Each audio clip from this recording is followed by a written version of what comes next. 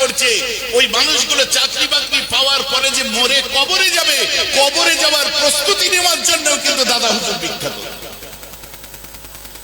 কি কথা ঠিক বলছি না ভুল বলছি? আচ্ছা, ফুরফুরা শরীফ হচ্ছে মূল দিনের পথে মূল একটা অর্গানাইজেশন, যে কাজ দাদা হুজুর করেছেন। আমি তাই ঠিক করেছি, কে কি করছে জানি না, দিনই দিকটা জোর কদমে আমি জোর লাগিয়ে চালিয়ে যাব।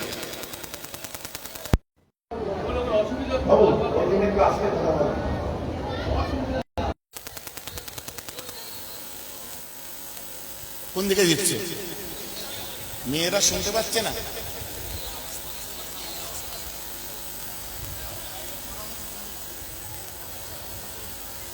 তোমরা পাখা ফিট করে নি। আমার জলসা দেওয়ার যে সিস্টেম আছে, সিস্টেমে এটা লেখা আছে, বলা আছে যে পর্যাপ্ত পরিমাণে ফ্যান মজলিসে দিতে হবে। ভুল হয়ে গেল যে, ঠিক আছে বুঝতে পারছেন?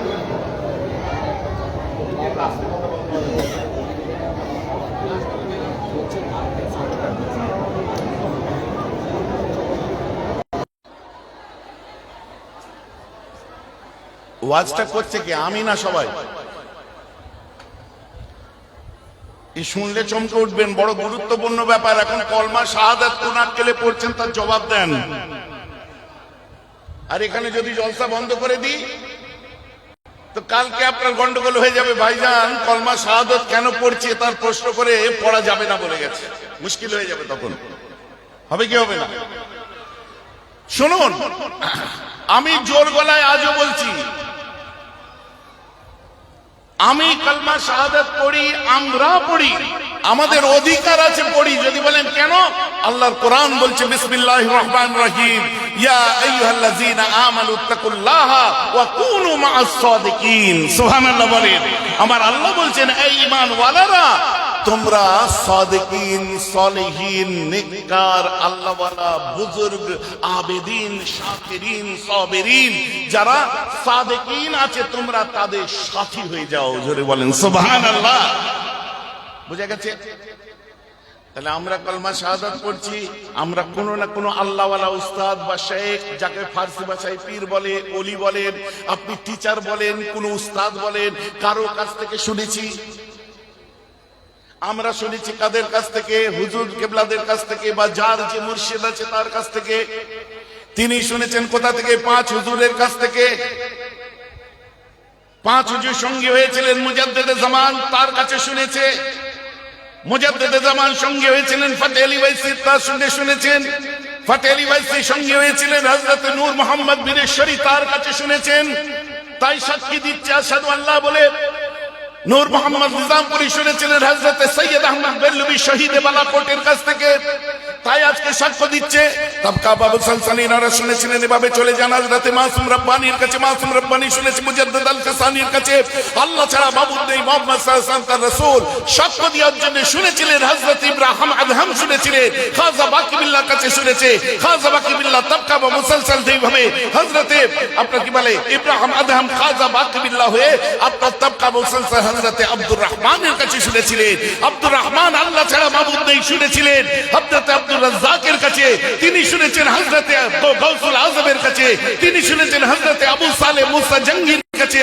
তিনি শুনেছিলেন হযরত এদিকে আপনার ইমাম রাজির কাছে। তিনি শুনেছেন ইমাম জুনায়েদের কাছে। তিনি শুনেছিলেন ইমাম মুসা কাযিমের কাছে। তিনি শুনেছেন ইমাম জাফর সাদিকের কাছে। তিনি শুনেছেন ইমাম বাকরের কাছে। তিনি শুনেছেন ইমাম যাইনুল আবেদিনের কাছে। তিনি শুনেছেন হযরত ইমাম হুসাইনের কাছে। ইমাম হুসাইন শুনেছে হযরত আলীর কাছে। আলী শুনেছে উসমান গনির কাছে। উসমান গনি শুনেছে ওমর ফারুকের কাছে। ওমর ফারুক শুনেছে আবু বকর সিদ্দিকের কাছে। আর ইনারা সব শুনেছে রাসূলের কাছে। আর রাসূল শুনেছে আমার আল্লাহর কাছে। জোরে বলেন সুবহানাল্লাহ।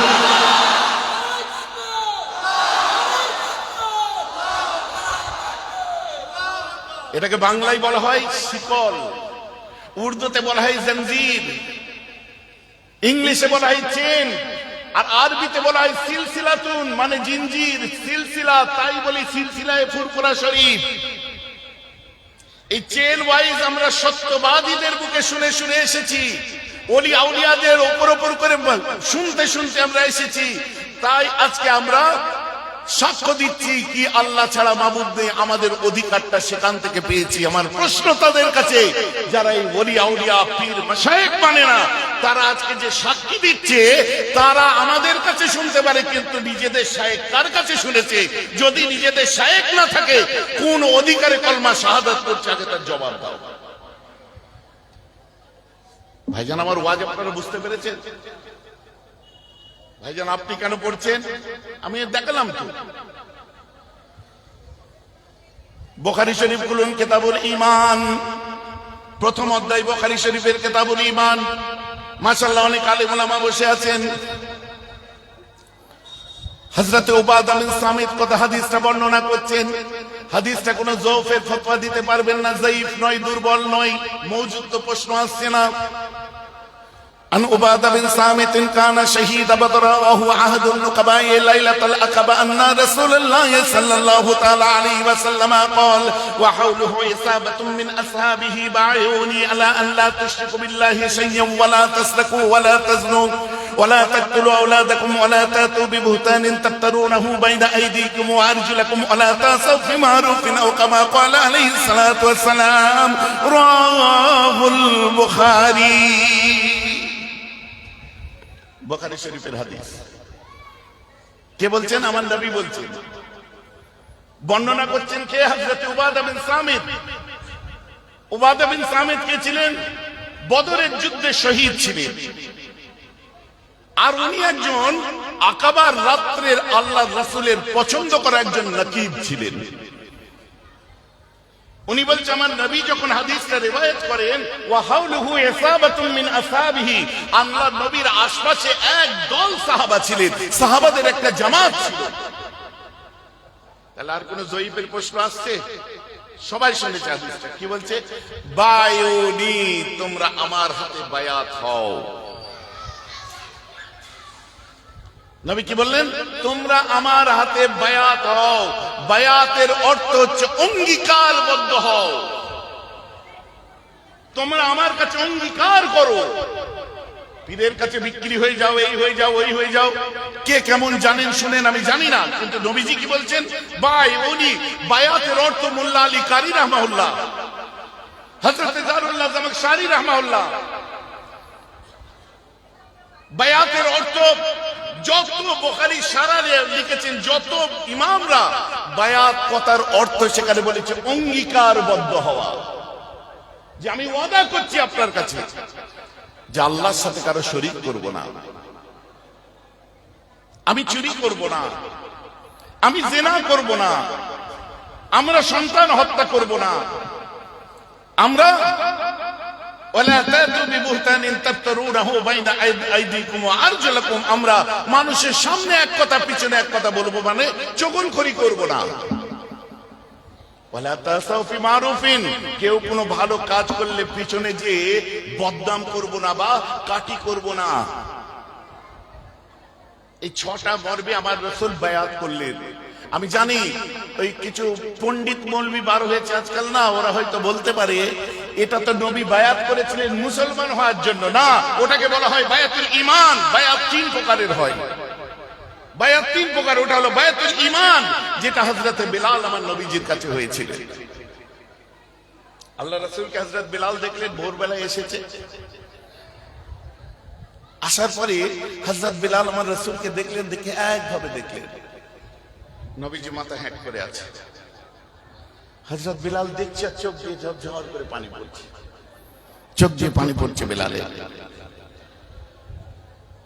একসময় আমার রাসূল বিলালের দিকে তাকালেন। এদিকে বিলাল পরে রিওয়ায়াত করছে, বর্ণনা করছে যে নবীকে দেখে আমার মনের অবস্থা কি হয়েছিল, রাসূলুল্লাহকে দেখে আমার অবস্থাটা কি হয়েছিল। فلما رأيت النبي صلى الله تعالى عليه وسلم ألقي في قلب الإسلام فقلت يا رسول الله إني لا أرجع إليهم أبدا، فقال إني لا أقيس بالعهد ولا أحبس البرد، فلكن ارجع فإن كان في نفسك ذهبت، ثم أتيت النبي عليه الصلاة والسلام। ফালাম্মা রাআইতুন নবী আলাইহিস সালাম, যখন আমি আমার নবীকে দেখলাম, উলকিয়া ফি কলবিল ইসলাম, আমার অন্তরে সঙ্গে সঙ্গে ইসলামের সূর্য উদয় হয়ে গেল। বলেন না সুবহানাল্লাহ। আমি নবীকে বললাম, ইয়া রাসূলুল্লাহ, আমি ওদের কাছে আর ফিরে যাব না। বাবা, কোথা থেকে এসছো তুমি? কে তুমি বাবা? কে তুমি? বেলাল, হযরতে বেলাল একটু কথা কম বলতেন, তুতলা কথা বলতেন, পরিষ্কার লফজ বার হতো না। কে তুমি? বেলাল।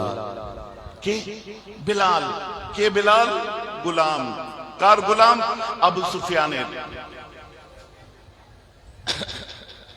আবু জেহেলদের, আবু সুফিয়ান, উতবা, ওই উমাইয়াদের গোলাম। এক কথায় আমার নবী বলছে, আমিও তো আমার আল্লাহর গোলাম।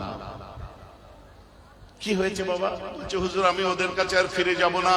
অনেক দিন থেকে মনে মনে করেছিলাম এমন একজন আসছে আসছে আসছে যে আপনার গরিবের চোখের পানি মুছাবে, এতিমদের সাহারা হবে, বেবাদের আসরা হবে, ভটকনে ওয়ালাদের হেদায়েতের সিতারা হবে, খানা বদুসের মাকাম হবে, নামাজের জন্য তাকাদ্দুস হবে, আর উম্মতদের জন্য সাহারা হবে। বেসাহারা উম্মতের সাহারা আপনি এসেছেন রাসূল, আমি আপনার কাছ থেকে আর ওদের কাছে যাব না। আমার নবী বলছে, শোনো বেলাল, আমি ওয়াদা করেছি যে আমি কোন রাষ্ট্রদূতকে আটকাবো না। আমি অঙ্গীকারবদ্ধ। কবে ওয়াদা করেছেন? যে আমি অঙ্গীকারবদ্ধ হয়েছি, আমি কোন কৃতদাসকে আটকাবো না, কোন রাষ্ট্রদূতকে আটকাবো না। তুমি বরং ফিরে যাও, তোমার মনের অবস্থা এমন হলে তুমি আবার চলে আসবে। হযরত বেলাল চলে যাওয়ার সময় যখন এই কথা শুনেছে, দুই চোখ দিয়ে ঝরঝর করে পানি পড়ছে, মাথা হ্যাট করে আছে। আমার রাসূল মাথা মুবারকে বেলালের হাত দেওয়ার পর বেলাল আমার রাসূলের হাতটা ধরে চুমু দিতে আরম্ভ করেছে। ফাকাব্বালা ইয়াদাহু, চুমু দিয়েছে, চুমু দিয়ে ঝরঝর করে হযরত বেলাল কাঁদতে আরম্ভ করে দিয়েছে। হুজুর, আপনাকে ছেড়ে চলে যেতে আমার কলিজাটা ফেটে যাচ্ছে হুজুর, কিন্তু আমাকে তো যেতে হবে, আপনার হুকুম। হুজুর, আমাকে এই মুহূর্তে ইমানের কালেমা পড়িয়ে নিন, আপনার হাতে আমি বায়াত করতে চাই। হযরত বেলাল আমার রাসূলের হাতে বায়াত হয়ে যায়, ইমানের কালেমা পড়ে বায়াত হয়, এটাকেই বলা হয় বায়াতুল ঈমান। আমার রাসূল বলছে, বেলাল বাবা, তুমি এবারে চলে যাও। বাবা, এবার যাও। কাঁদছে। আচ্ছা হুজুর, সারাদিনে পেটের খাবার কম খাই আর মার বেশি খাই, চলে যাব, ওরা কোনোদিন মারতে মারতে হয়তো আমাকে মেরে ফেলবে, তখন কি হবে হুজুর? তখন কি হবে হুজুর? মারতে মারতে যদি মেরে ফেলে আমাকে? আমার রাসূল বলছে, কিচ্ছু হবে না, আমি দোয়া করছি, আল্লাহ তোমাকে হেফাজত করবে। বলেন না সুবহানাল্লাহ। দোয়া কে করেছে? ये दुआ उनकी है जिनकी मुंह से दुआ निकलते नहीं वहां कबूल हो जाते हैं। बोलুন না সুবহান। যে দোয়া করেছে তার মুখ দিয়ে দোয়া বেরোবার আগে কবুল হয়ে যায়, কোনো সন্দেহ নেই এতে। অনেকে হয়তো ইংরেজি পড়াশোনা করা, সায়েন্সের ছাত্র আছে, অনেকে আপনার মেটাফিজিক মানে না, কি করে হাউ ক্যান দিস পসিবল অনেকের মনে আসতে পারে। এত প্রেম, এত ভালোবাসা, আমি তো মুহাম্মদ সাল্লাল্লাহু আলাইহি ওয়াসাল্লামকে অতটা ওইভাবে দেখি না, তাহলে আমি কি করে মানবো? আপনাকে মানতে গেলে আপনাকে কোরআন হাদিস দেখলে হবে না, আপনাকে দেখতে হবে দ্য অ্যাপোলজি ফর মুহাম্মদের মধ্যে ডেভিড পোর্ট কি লিখছে, আপনাকে দেখতে হবে mister sir William Muir the democracy of ইসলামের মধ্যে কি লিখছে, আপনাকে দেখতে হবে মিস্টার লা মার্টিন তুরস্কের ইতিহাসের মধ্যে কি লিখছে, আপনাকে দেখতে হবে মিস্টার ওয়াশিংটন আরভিং কি লিখছে, আপনাকে দেখতে হবে মিস্টার ওয়ালিয়ারি কি লিখছে, আপনাকে দেখতে হবে আপনার মরিস বোকালি কি লিখছে, আপনাকে দেখতে হবে লা মার্টিন কি লিখছে, আপনাকে দেখতে হবে ইয়াং ইন্ডিয়ার মধ্যে মহাত্মা গান্ধী কি লিখছে। এইভাবে দুনিয়ার গুলো আগে দেখুন, অটোমেটিক আপনি আপনার রাসূলকে চিনতে পারবেন। এতদিন হুজুরদের কি আছে? ও গোলা লোকগুলো যে বসেছে সুবহানাল্লাহ বলছে, আল্লাহ শুকর আলহামদুলিল্লাহ, আমি গুনে গুনে দেখিয়ে দিতে পারি রতি মহারতি সব এখানে বসে আছে, আর গোলা লোক বসে না। কি ভাইজান, কথা ঠিক বলছি না ভুল বলছি? এখন যারা ওয়াজ শুনতে বসেছে তাদেরও দুয়ে দুয়ে চার, চারে চারে আট, যাচাই করার সময়, যাচাই করার যোগ্যতা আছে, এসে গেছে। এরাও নিজেরা নিজেদেরকে এডুকেট করেছে, যে কোনো সিলাই করেছে, ইউটিউবের মধ্যে গিয়ে করেছে, পড়াশোনা করে করেছে, যেমন করে ফেসবুকে করেছে। আর সেদিন নেই, নারে তাকবীর আল্লাহু আকবার করে কাটিয়ে দেবে। ভাইজান কথা বুঝতে পারছেন কি পাচ্ছেন না? আমার বক্তব্যটা হচ্ছে এটাই, কি করে সম্ভব? রাইট, আল্লাহ রাসূলের হাত ধরে বলছে হযরতে বেলাল, মহব্বত, দোয়া কবুল হবে, নবী বললে কবুল হবে। ভাইজান হ্যাঁ ইয়েস, আপনি মানেন? হ্যাঁ মানি। আপনি মুসলমান?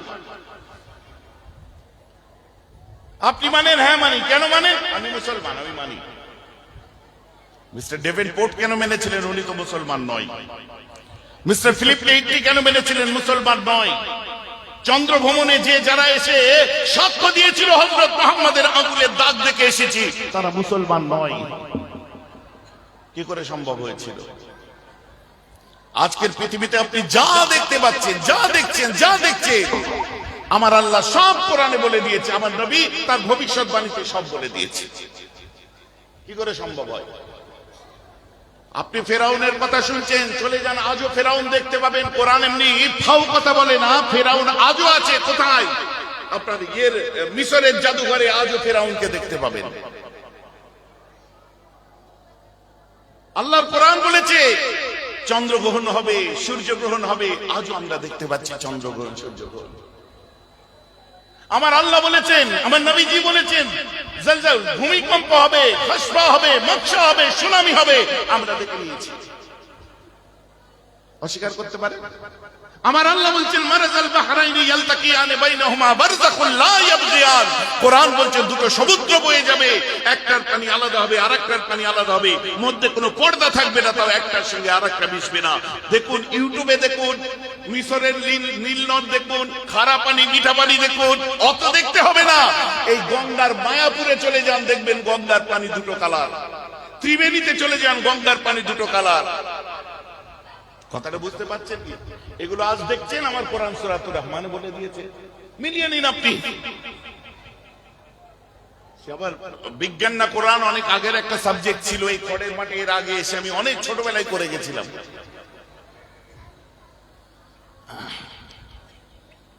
আপনি মিলাতে পারবেন না কোনটার সাথে। এখন যদি কারো মাথায় ঢুকে যায়, হযরত বেলালের ওই চ্যাপ্টারটা আমি রাখছি এখানে, তিনি নবীর কাছে বায়াত হলেন, ওটা বায়াতুল ঈমান বলে। কারো মাথার মধ্যে যদি ঢুকে যায়, অন্য কারো ঢুকবে না যে উনি তো আমাদের মতোই ছিলেন। কারণ কোরআন পাক বলেছে, এই নবী আপনি বলে দিন ইন্নামা আনা বাশারুম মিসলুকুম, আপনি বলে দিন আমি আপনাদের মতো মানুষ। কোরআনে আমার নবী বলেছেন। ওয়াহাবীরা পেয়ে গেল সুযোগ, আহলে হাদিসরা পেয়ে গেল সুযোগ, এখন নতুন করে মুজাসসামা বার হয়েছে, ওরাও পেয়ে গেল সুযোগ। না, অত বাড়াবাড়ির দরকার নেই, আমাদের মতোই তো তিনি ছিলেন। আমি প্রশ্ন তাদেরকে করি, আমার নবী আল্লাহ বলেছেন বলে দাও তোমাদের মতো মানুষ, আমার নবী তাই বলেছেন। কিন্তু আমার নবী কোন জায়গায় বলেছেন তোমরা আমার মতো মানুষ? একটা জায়গায় দেখিয়ে দেন কোথায় বলেছে তোমরা আমার মতো মানুষ? লাইসা কামিসলুনা শাইউন, বরং একথা বলেছে আমি তোমাদের মতো মানুষ, কিন্তু তোমরা আমার মতো কেউ নয়। জোরে বলুন না সুবহানাল্লাহ। একটা মানবো আমি? ভাইজান কথা বুঝতে পারছেন? ঠিক কি শীতকাল, কি ঝামেলা, বুঝলেন? আল্লাহর কোরআন মানবো না, আপনার কথা মানবো। কোরআনে বলছে পরিষ্কার। আমি বলছি ভাই, কোরআন থেকে যদি কেউ জিদ করে আপনারা বলেন যে আল্লাহ রাসূল আমাদের মতো মানুষ ছিলেন, তাহলে আমিও কিন্তু জিদ করে অন্য কথা কোরআন থেকে বলবো, তখন আর কাটতে পারবেন তো? কারণ আমাদের কিছু নেই। আমাদের ইবাদত বন্দেগী রিয়াজত যাই বলেন, রাসূলুল্লাহর জন্য যদি জান ফিদা না করতে পারেন, পুরো কিছু নেই, কাজ হবে না। সবের মূল হচ্ছে রাসূলুল্লাহ। একটা কথা নিয়ে তর্ক বিতর্ক করছিল, আমি শুনছিলাম। আমি আজ সেই কথাটা বলছি, শুনুন। আমার রাসূল যখন ইমানের আপনার ইসলামের দাওয়াত দেন, জাবালে আবু কুবাইসের উপরে উঠে গিয়ে আমার রাসূল বলেছিলেন, আমি তোমাদেরকে কিছু কথা বলতে চাই, তোমরা কি আমার কথা সত্য বলে বিশ্বাস করবে, তাসদিক দেবে? সাহাবাদেরকে বললেন, এই রাসূল আপনি কি বলবেন? বলছে আমার প্রথম কথা হচ্ছে আল্লাহ ছাড়া কোনো মাবুদ নেই, এক আল্লাহই তোমাদের বিশ্বাস করতে হবে। আর দ্বিতীয় কথা হচ্ছে আমি মুহাম্মদ সাল্লাল্লাহু আলাইহি ওয়াসাল্লাম তার রাসূল, এই কথাটাও তোমাদের বিশ্বাস করতে হবে। তোমরা কি বিশ্বাস করলে? যারা বিশ্বাস করলো আবু বকর হলো, যারা বিশ্বাস করলো না আবু জাহেল হলো। তাহলে আল্লাহ আছেন, মানতে হবে। প্রথমে আপনি কার কথা মেনেছেন? জোর করে বলুন, আওয়াজ দিয়ে সবাই বলুন। তা আল্লাহকে মানতে গেলে প্রথম কার কথা শুনে আল্লাহকে মেনেছেন? তাহলে প্রথম আপনি রাসূলের কথাকে মানছেন যে আল্লাহ আছে, দ্যাটস হোয়াই ইউ আর মুমিন। রাসূল যদি না বলতেন আল্লাহ আছেন, আমরা জানতাম না। আমার রাসূল এটা দেখিয়ে দিলেন যে আমি মুহাম্মদ আল্লাহ নয়, আমি সৃষ্টিকর্তা নয়, একজন সৃষ্টিকর্তা আছে, তিনি হলো আপনার কি বলে বেনিয়াজ, তিনি পাক পবিত্র, তিনি ওয়াহদাহু লা শারীকা লা, তার সঙ্গে কারো সমতুল্য নেই, উনি ওনার মতো ওনার সঙ্গে কারো শরীক নেই। নবীকে আগে মেনেছি, আল্লাহকে লা শারীকা লা বলে পেয়েছি। জোরে বলেন না সুবহানাল্লাহ। এখন আমার কথা বোঝা যাচ্ছে তো নাকি? প্রথম কথাটা তো রাসূল আমাদের শিখিয়েছে। তারপর থেকে আমরা ঠিক করে নিলাম, আমার নবী যখন বলেছে সব থেকে বড় হলো আমার আল্লাহ, তারপরে আমার রাসূলুল্লাহ। গল্প শেষ। এত বিতর্ক কিসের এইসব কথা নিয়ে? না একটু বেশি নবী নবী হয়ে যাচ্ছে না? বেশ করছি, নবী নবী করছি, বেশ করছি, রাসূল রাসূল করছি, কি হয়েছে তাতে? আমরা করবো এইভাবে। পারলে যদি জবান বন্ধ হয় তো জানবো রাসূলের নাম নিতে নিতে জবান বন্ধ হবে। কোরআন পাক খুলে দেখুন, ইব্রাহিম খলিলুল্লাহ জমানায় একজন খোদা দাবি করেছিল। কে সেটা? মুসা নবীর জমানায় করেছিল ফেরাউন, আর ইব্রাহিম নবীর জমানায় করেছিল কে? জোরে বলুন। রাইট, জোরে বলেন। নমরুদ, রাইট। নমরুদ খোদা দাবি করেছিল ইব্রাহিম আলাইহিস সালামের জামানায়, বলেছিল আমি হলাম সব থেকে বড় খোদা, আমার মতো বড় খোদা দুনিয়ায় নাই। আমার ইব্রাহিম খলিলুল্লাহ ওই সময় বলেছিলেন, নমরুদ তুমি কখনোই খোদা হতে পারো না, মিথ্যা কথা বলছো, তোমার কথা মেনে নেওয়া সম্ভব নয়। বলছে আরে আমি খোদা, পরীক্ষা করে দেখো। বলছে আমার খোদা মুর্দাকে জিন্দা করে, জিন্দাকে মুর্দা করে। তুমি যদি খোদা হয়ে থাকো, একবার জিন্দাকে মুর্দা আর মুর্দাকে জিন্দা করে দেখাও, তোমায় খোদা বলে মেনে নেবে। নমরুদ ছিল খুব চালাক। দুটো কয়েদি বন্দীকে ডেকে এনেছে, সাজাপ্রাপ্ত আসামি। একজনের সেদিন সাজা মাফ হয়ে গেছে, আর একজনের সাজায় মওত, ফাঁসি হয়েছে। কোরআন তো। দুটো বন্দীকে ডেকে এনেছে, ডেকে আনার পরে বলছে তোমার কি হয়েছে? বলছে আমার তো সাজায় মওত হয়ে গেছে। আর তোমার কি হয়েছে? বলে আজ তো আমার সাজা মাফ হয়ে গেছে। যা সাজা মাফ হয়ে গেছিল ওকে বলছে জল্লাদ, বলে কি? বলছে বেঁচে গেছে, সাজা মাফ হয়ে গেছে, এর গলাটা কেটে দে। গলাটা কেটে দিলে ছটফট করতে করতে মরে গেল ইব্রাহিম নবী। আল্লাহু আকবার। কি সর্বনাশ, কি চালাক, কি ধুত্তুর রে। এবারে বলছে তুই ওটাকে জিন্দা কর দেখি। বলে আমি এক মালে দুবার হাত চালাই না। কোরআন পাক শোনাচ্ছি, নানি দাদির গল্প না। বলে দ্বিতীয় যা সাজায় মওত হয়েছে ওকে ডেকে এনে বলছে তোর কি হয়েছে? বলে আমার মৃত্যুদণ্ড হয়ে গেছে। বলে যা, তোকে বাঁচিয়ে দিলাম, বাড়ি চলে যা। ইব্রাহিম আমি কিরম খোদা দেখো, যার মৃত্যুদণ্ড মরে গেছে প্রায়, ওকে বাঁচিয়ে দিলাম, আর যে বেঁচে গেছিল ওই দেখো লাশ পড়ে আছে, তাকে মেরে দিলাম। তাহলে আমার মতো বড় খোদা আর কেউ আছে?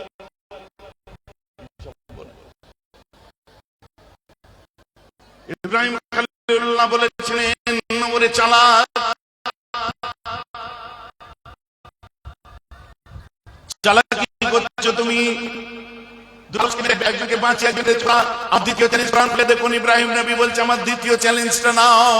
আমার আল্লাহ পূব দিক থেকে সূর্য উদয় করে আর পশ্চিম দিকে ডুবাই। এই নমরুদ তুমি যদি খোদা হয়ে থাকো, একবার পশ্চিম দিক থেকে সূর্য উদয় করে দেখাও, তোমাকে খোদা বলে মেনে নেব।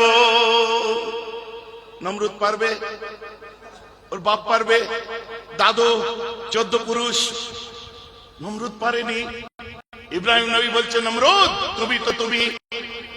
আমি ইব্রাহিম বলে দিচ্ছি কাল কিয়ামত পর্যন্ত কোন বাপের বেটা, কোন মায়ের লাল যদি একবার পশ্চিম দিক থেকে সূর্য তুলে দেখাতে পারে, আমি ওই বাসায় খোদা হতে পারে। তুমি তোলো, তুমি খোদা হবে। প্রশ্ন করি আজ শিক্ষিত সমাজে কিয়ামত পর্যন্ত টাইম।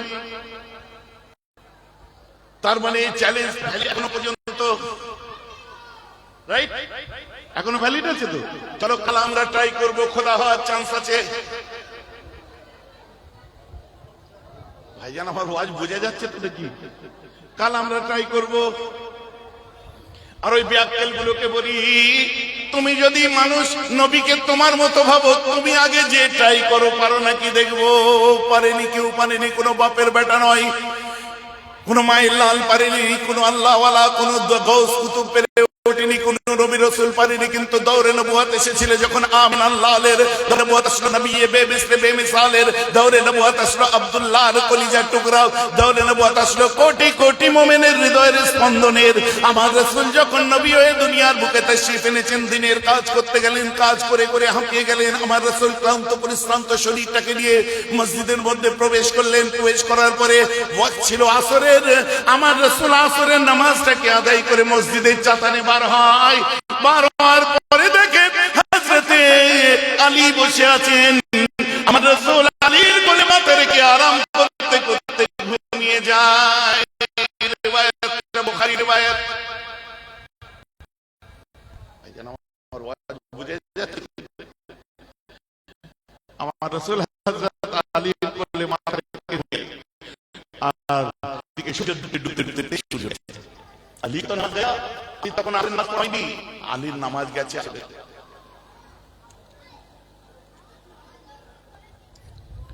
কি সর্বনাশ! চোখে পানি হযরতে আলীর,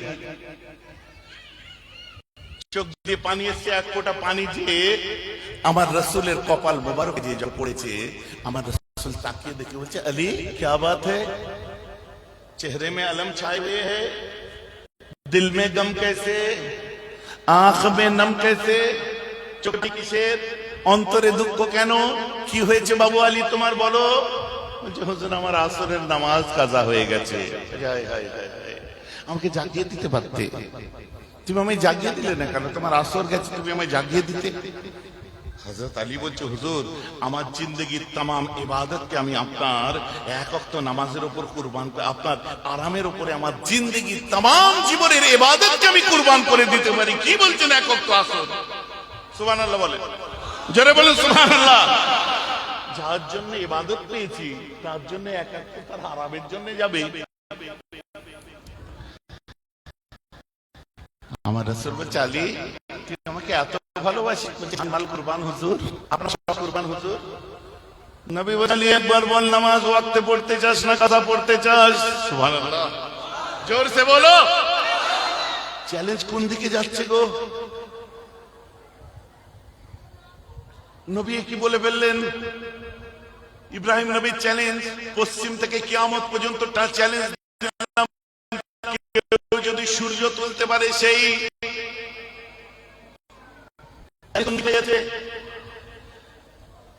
ওয়াজ বোঝা যাচ্ছে পিছনের ভাইরা? বোঝা যাচ্ছে তো? আমার রাসূল নিজের চেহারায় নূরে মুজাসসামকে ঘুরিয়ে নেয়।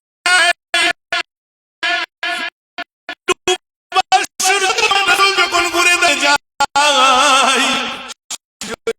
তুমি তো দেখেছো আমার মুস্তাফা আমাকে ইশারা করে দিকে দাঁড়িয়ে গেছেন, পশ্চিম দিকে মুখ আংটা বাড়িয়ে দিয়েছে সূর্যের দিকে। আলীর দিকে তাকিয়ে বলছেন, মুসাল্লা বিছা। আহা সুবহানাল্লাহ, মুসাল্লা বিছা। আলী বিছিয়ে দিয়েছে মুসাল্লা, নামাজের জন্য নিয়ত কর। এই রাসূল মাগরিব, বলছে ধর মাগরিব নাই তো যেটা হয়নি ওটা নিয়ত কর। বলছে আসর? বলছে হ্যাঁ। বলছে হ্যাঁ হুজুর, নামাজ পড়বো না তো পড়বোই না, আর আলী যদি পড়ে ওয়াক্ত ফিরিয়ে দিন, আমি ওয়াক্তে পড়বো। জোরে বলুন সুবহানাল্লাহ। আমার রাসূল নিজের চেহারাটাকে পশ্চিম দিকে ঘুরিয়ে নেয়, আর ডুবা সূর্যের দিকে আমার রাসূল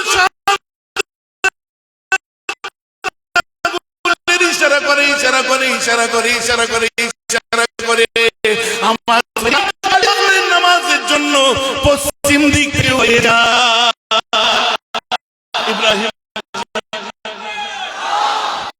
ইব্রাহিম খলিলুল্লাহ চ্যালেঞ্জ, এই কিয়ামতের বাপের বেটা আল্লাহর বান্দা যদি পশ্চিম দিক থেকে সূর্য তুলে সেই খোদা হতে পারে।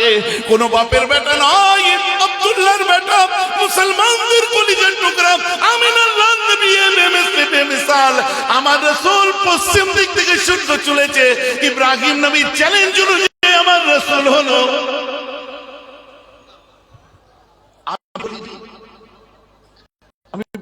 বলেছি হে বিজোর,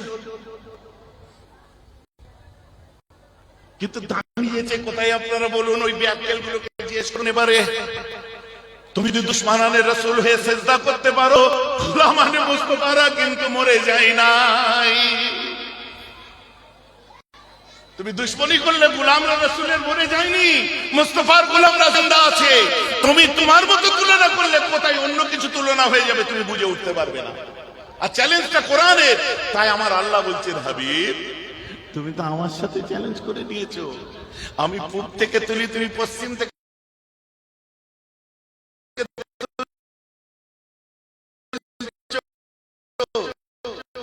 আমার রাসূল কেমনি জাদুকর বলতো, আমার রাসূলকে দেবতা বলতো। আমার আল্লাহ বলছে হাবিব এক্ষুনি একটা ডিক্লেয়ার দাও। পরওয়ারদিগার কি ডিক্লেয়ার দাও? বলে দাও আমি খোদা নই, এটা আগে বলো। কি বলবো? ওই যে কুল, নবী তুমি বলে দাও। আমার নবী বললেন ইন্নামা আনা বাশারুম মিসলুকুম, এই দুনিয়ার মানুষ আমি দিনের বাচ্চাকে কথা বলে পারি, আমি পাথর কাঁকড়ে পড়াতে পারি, আমি পূব দিক থেকে পশ্চিম দিক থেকে সূর্য উদয় করতে পারি, তথাপি এই দুনিয়ার মানুষ তোমরা আমি নবীকে খোদাও বলো আর মতো বলো না। ইন্নামা আনা বাশারুম মিসলুকুম, মানুষ। এই আয়াত নাযিল হয়েছে, এইটাই হলো আয়াতের তাফসীর। যদি না বলতেন আজ কি ভাবতাম আমরা? না হুজুর তার তো রক্ত মাংসের শরীর ছিল। হ্যাঁ ছিল। তাকসিলুহু আইলিয়াম ওয়া ইয়াসকুবুল মা ফালাম্মা রাআত ফাতিমা আন্নাল মা লা ইয়াজিদু দামা ইল্লা কাসরাতান ফাআখাযাত কিতাতান মিন হাসিরিন ওয়া আখরাকাতহা ওয়া আনসাকাতহা ফাস্তামসাকাত দামা। ওদের যুদ্ধে রক্ত ঝরেছিল, রক্ত ছিল। আল্লাহ কোরআনে বলছে তোমাদের জন্য রক্ত, মৃত্যু আর শুকরের গোশতকে হারাম করলাম। আর আমার রাসূলের রক্ত কোন সাহাবা একটু চুষে খেয়েছিলেন? আমার নবী বলছেন কিনা তোমার জন্য জাহান্নাম হারাম।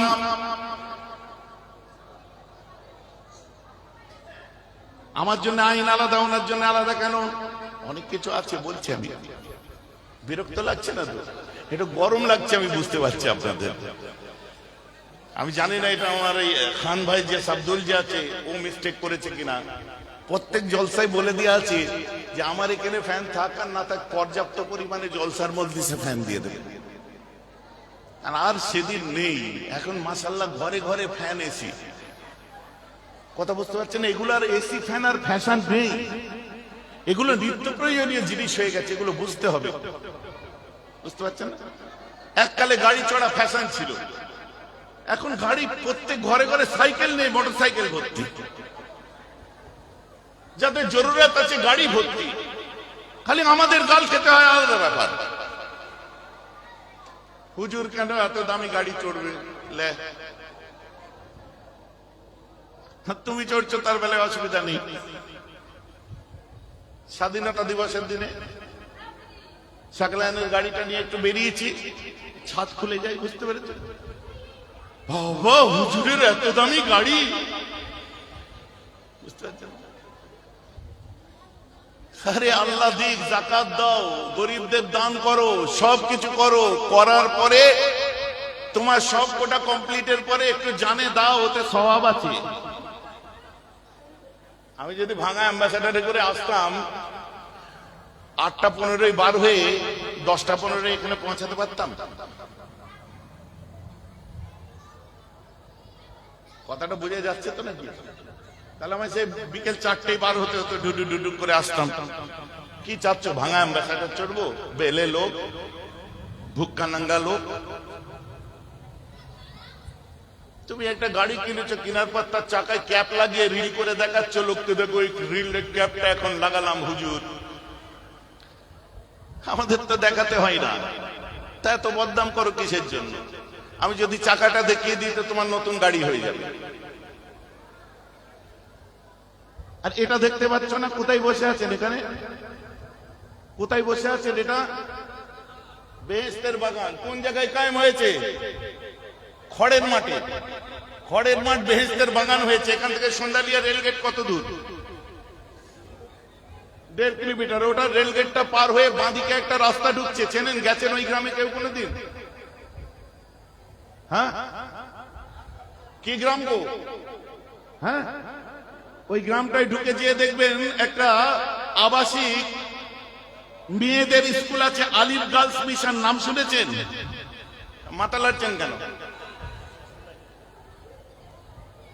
বাচ্চাদেরকে ওখানে দেবেন, মেয়েদেরকে ওখানে পড়াশোনার জন্য পাঠাবেন।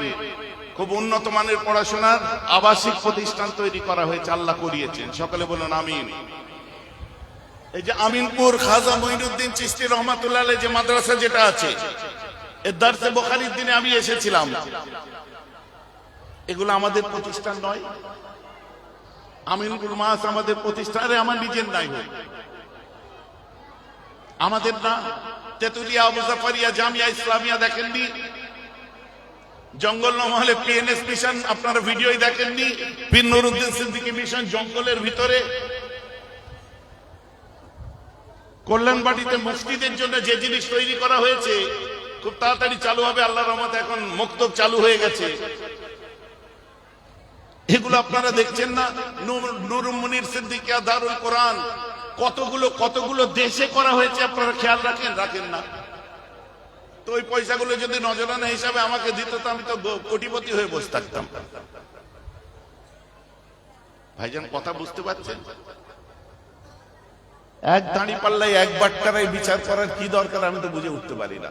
আমি সিঙ্গাপুরে গেছি, এয়ারপোর্টে আমাকে নিতে এসেছে, বুঝলেন, আমার গাড়িতে করে, আমার দেশে 8 কোটি টাকা দাম। আমি জিজ্ঞেস করছি, বন্ধু গাড়ি কার? মৌলানা শেখ। আমাকে ইংরেজিতে বলছে গাড়িটা আমার। বাড়িতে পৌঁছেছি দেখি দোর খোলা, একটা ছাদ খোলা একটা গাড়ি রাখা আছে। আমি এটা কার? বলে এটা আমি আর আপনার ভাবি যখন বেরোই একটু ফ্রি হতে তখন এইটা ব্যবহার করি। বাহ, আমি ভাবছি তোর জন্ম আমাদের ওখানে হয়নি, কপাল ভালো।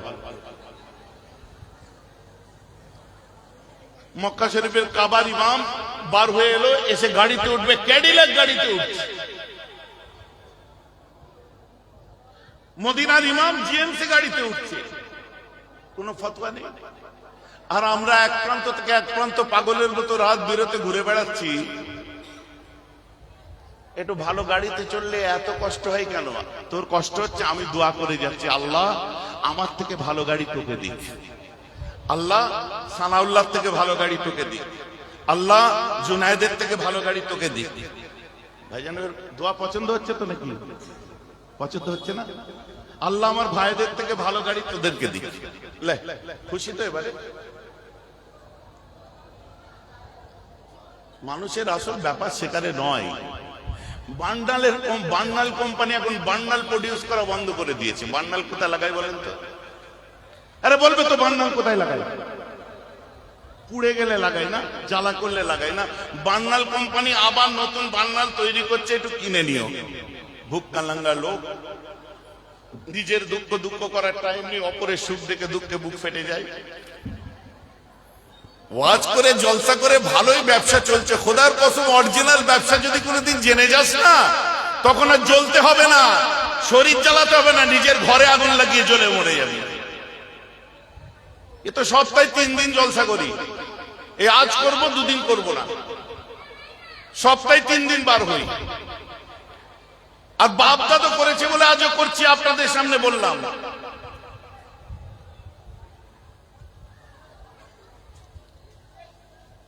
মানুষকে এনকারেজ করুন। আমার এই যে যুবকরা বসে আছে, ইসলামের স্তম্ভ কটা গো? জোর করে বলুন, জোর করে বলুন।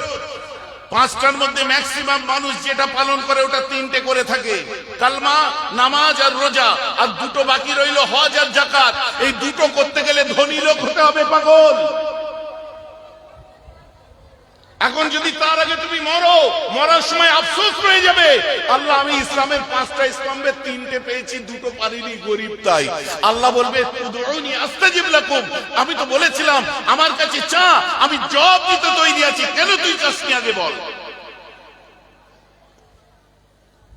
আর 5টার 5টা আদায় করে কবরে গেলে বলবে ইয়েস আল্লাহ আমি 5টার 5টাই আদায় করেছি। বলেন না সুবহানাল্লাহ। আল্লাহ 5টার 5টা যেদিন আদায় করাবে, ইনশাআল্লাহ তোমারও দেখবে সুন্দর গাড়ি হবে। কিন্তু শর্ত হচ্ছে নিয়ত আজকেই করতে হবে যে আল্লাহ আমায় পয়সা দিলে আমি যার গোলাম, আগে আমার রাসূলের কদমে যে হাজিরা দেব। বুঝতে পারছেন না? এখানে নিয়ত করো যে পয়সা দিলেই আগে রাসূলুল্লাহর কদমে যে হাজিরা দেবো। এই রাসূল, আপনার গোলামকে আপনার ওসিলায়, আপনার জুতো ধুলোর ওসিলায়, নালায়েন শরীফের ওসিলায় পয়সা দিয়েছে, তাই প্রথম হাজিরাটা আপনার দরবারে দিলাম। নিয়ত করতে পারবেন না? আর এটা হচ্ছে এথিক্স থিওরি।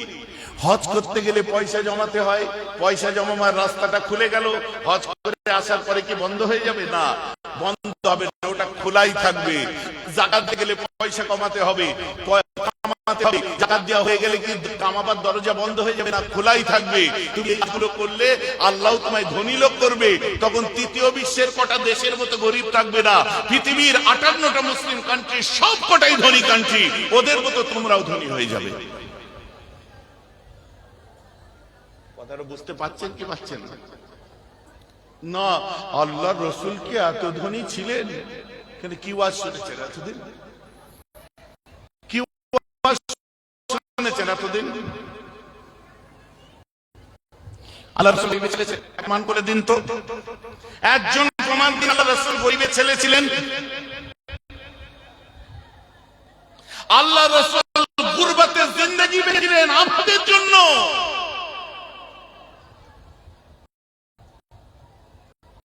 গরিবী জিন্দেগি বেছে নিয়েছিলেন আমাদের জন্য।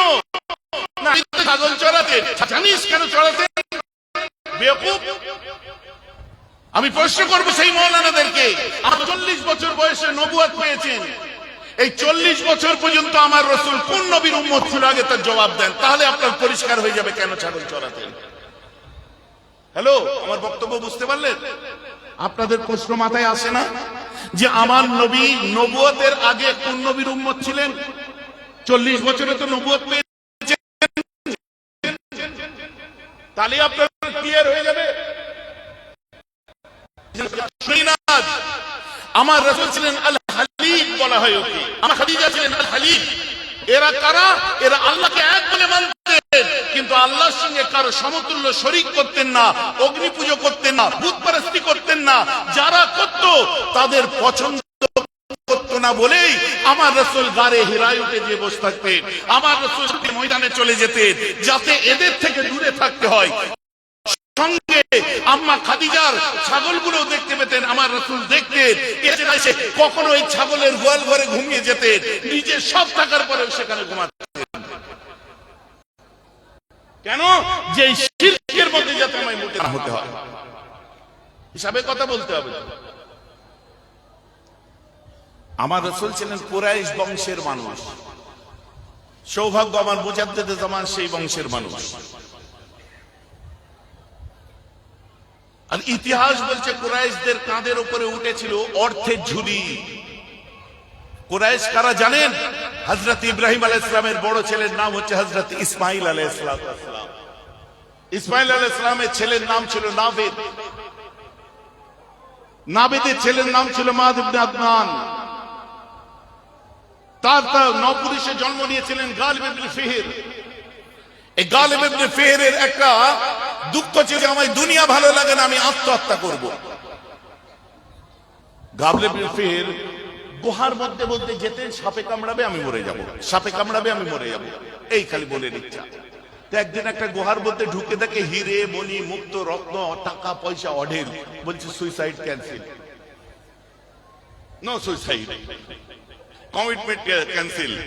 উনি ওই যে অর্থের ঝুলি টুলি সব কাঁধে করে নিয়ে চলে আসলেন। এসে নিজে ভোগ করলেন, গরিবদেরকে দিলেন। কিসের ঝুলি কাঁধে উঠেছিল? ডিকশনারিটা খুলে দেখুন। অর্থের ঝুলি, থাইনি ওয়ালাকে আরবি ভাষায় কুরাইশ বলা হয়।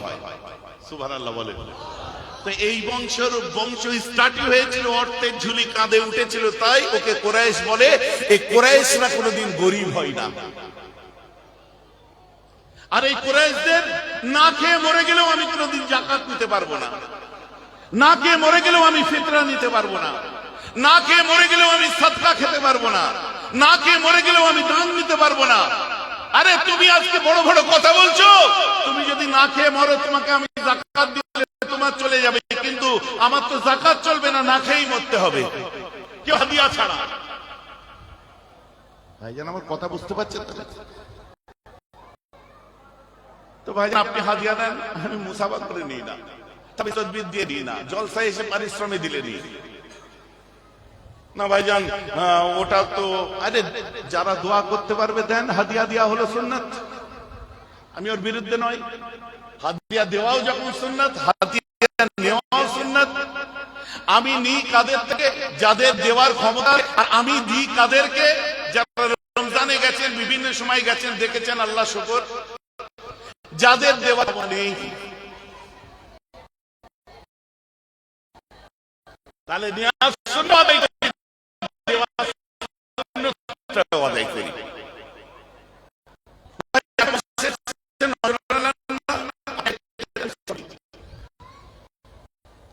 তুমি তো সাইকেল বোঝে না,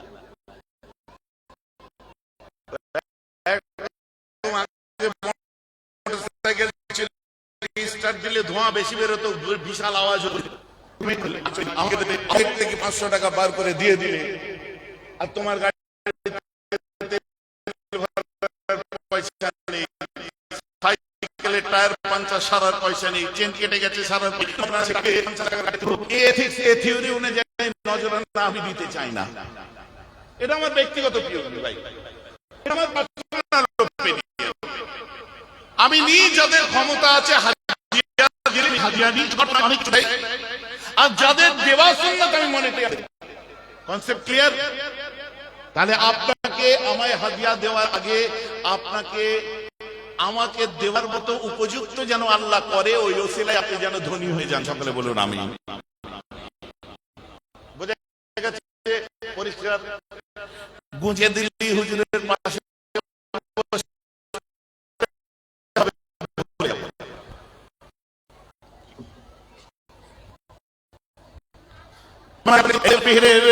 জন্ম নিয়েছিলেন,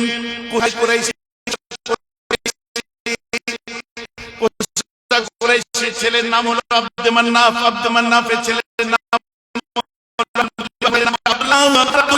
ছেলে আমাদের মুহাম্মাদুর রাসূলুল্লাহ। মহব্বতে বলেন সুবহানাল্লাহ। একটুখানি বললেন আব্বাকে ছিলেন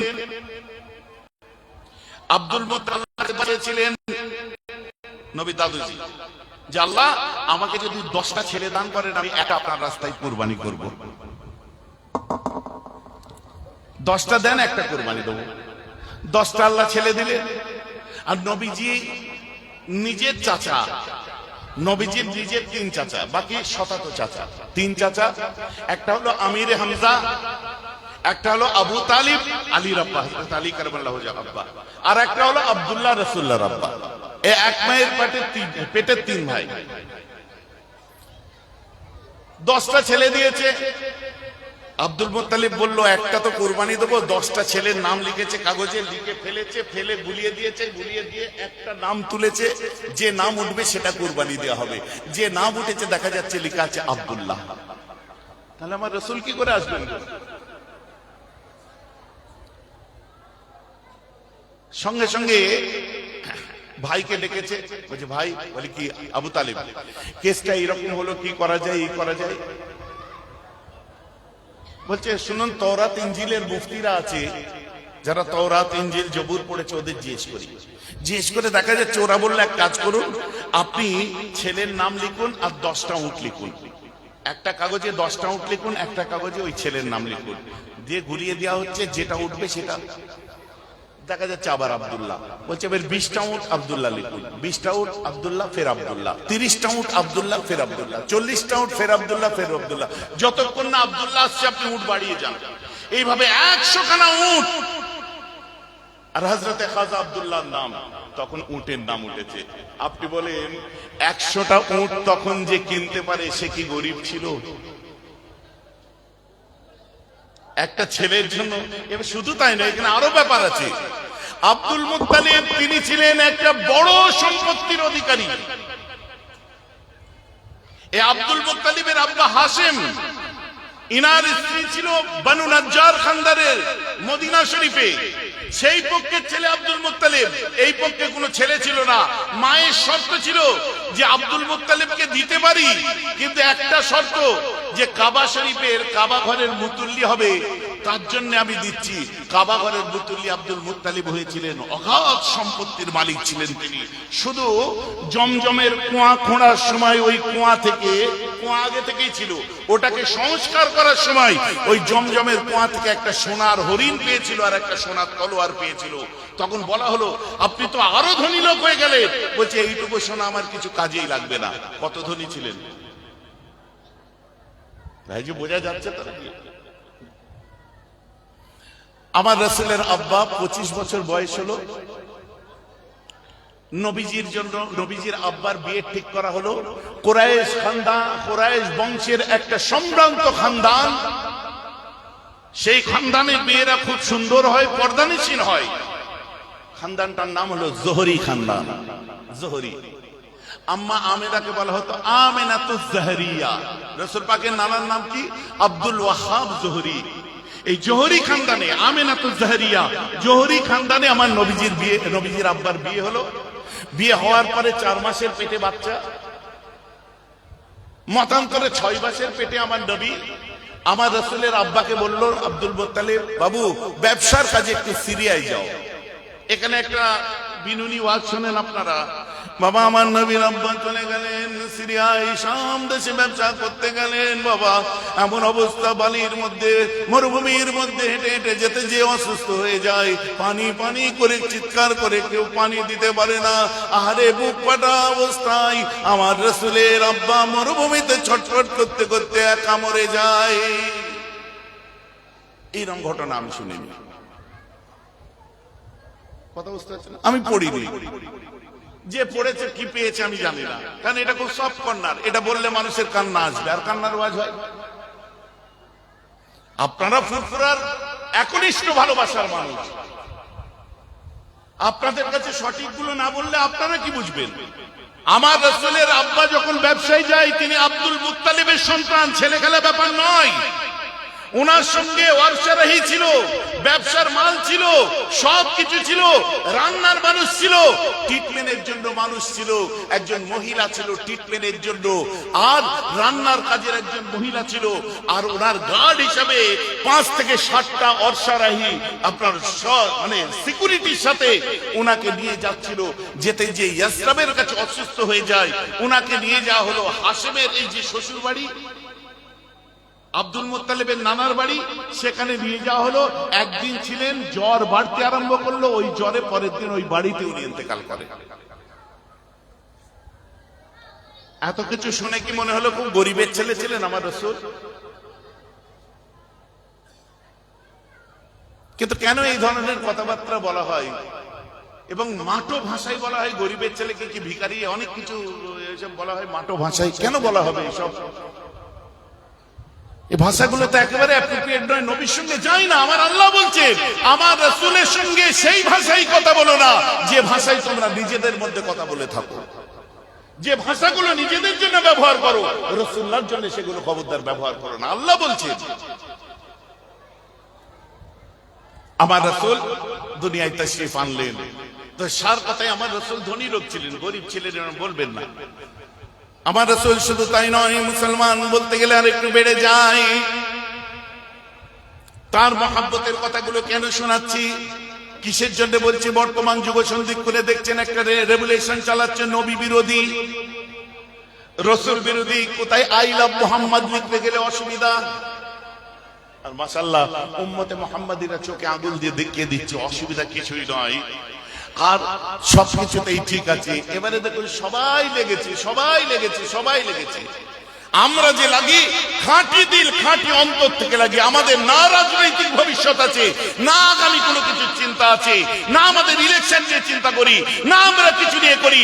আমরা করি কবরের জন্য, যে রাসূলের কদমের নিচে যেন আমাদের একটু মাটি, তার পায়ে ধুলো যেন আমাদের চোখে সুরমা হয়। সকলে বলুন সুবহানাল্লাহ। এই কথা ঠিক বলছি না ভুল বলছি? আমার নবী ঘরের মধ্যে আছে, সাহাবারা কিভাবে রাখতেন একটু বোঝা দরকার এগুলো আমাদের। আপনি এভাবে বলতে পারেন না আমাদের মতোই তিনি ছিলেন। হযরত আনাস রাদিয়াল্লাহু আনহু তিনি বর্ণনা করছেন বল হাল্লাকু ইয়াহলুকুহু ফায়াতুফু বিহি আসহাবুহু। আমি এক সময় দেখলাম আমার নবীজির কাছে একজন চুল কাটছে, আমার রাসূলের চুল কাটছে। আল হাল্লাকু ইয়াহলুকুহু, চুল কাটছেন, আমার নবীর চুল কাটা হচ্ছে, আর চতুর্দিকে হাত বাড়িয়ে সাহাবায়ে কেরামরা চতুর্দিকে ওয়ায়াতুফু বিহি আসহাবুহু, আল্লাহ রাসূলের চতুর্দিকে হাত বাড়িয়ে দিয়ে সাহাবারা তওয়াফ করছে। কাকে? রাসূলকে। আনাস বলে আমি তওয়াফ করার দিকে এগিয়ে যাই, যে দেখি বাবা গো অন্য কিছু নয়, নবীজির চুল কাটা হচ্ছে, সাহাবারা হাত পেতে আছে, কারণ আমার রাসূলের একটা চুলকে জমিনে পড়তে দিচ্ছে না, একটা চুল পড়তে দিচ্ছে না জমিনে। একজন সিনিয়র মোস্ট সাহাবা হযরত আনাসকে এসে বলে, আনাস তোমার কাছে আমার নবীজির একটা চুল পাওয়া যাবে? আনাস বলছে, আমার কাছে যদি আল্লাহর রাসূলের একটা চুল থাকতো আমি পৃথিবীর শ্রেষ্ঠ সম্পদের অধিকারী মনে করতাম। বলুন না সুবহানাল্লাহ। আমার রাসূলের চুলকে তারা সম্মান করেছে।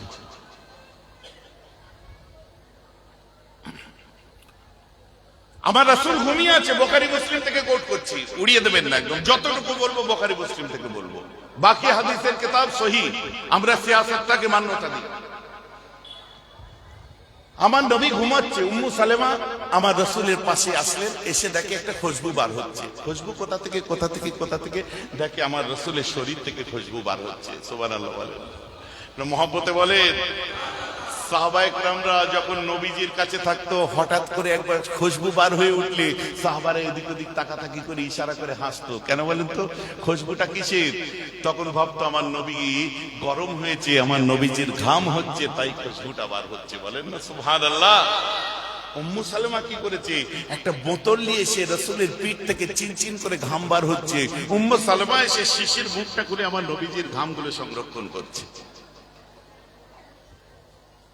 আমার নবীকে একটু স্পর্শ লাগতে জেগে উঠে বলছেন, এই উম্মু সালমা কি করছো তুমি? বলছে, হুজুর দেখলাম আপনি ঘেমে গেছেন, আর আপনার ঘাম থেকে একটা সুন্দর খুশবু বার হচ্ছে হুজুর, তাই আপনার ঘামগুলো আমি একটু সংরক্ষণ করছি, আমি বোতলের মধ্যে ভরে রেখে দিচ্ছি, কারণ আমাদের বাচ্চাগুলো যখন ঈদে বকরিতে বিভিন্ন অনুষ্ঠানে যাবে ইয়া রাসূলুল্লাহ, ওদেরকে কোনো আতর মাখিয়ে দেব না, আপনার এই খুশবুদার ঘাম মাখিয়ে দেব। এখন যদি কেউ মনেন বাড়াবাড়ি করছেন কেন, আমি জিজ্ঞেস করব, তোর ঘাম কে মেখেছে আগে বল?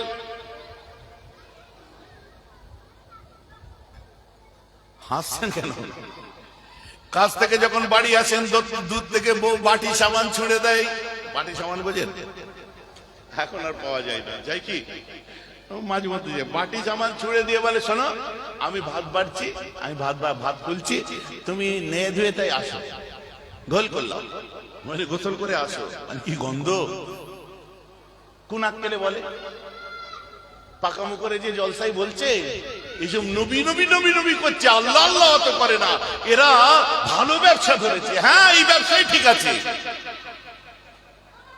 তুমি হুজুর এক পাঞ্জাবি সারা জলসাই তোমাকে দেখতে পাই, আর নবীর দুশ্মনী করো, বউ ঘরে ঢুকতে দেয়? বেশ করেছে বলি, তুই আমার নবীর জন্য বলবি কেন?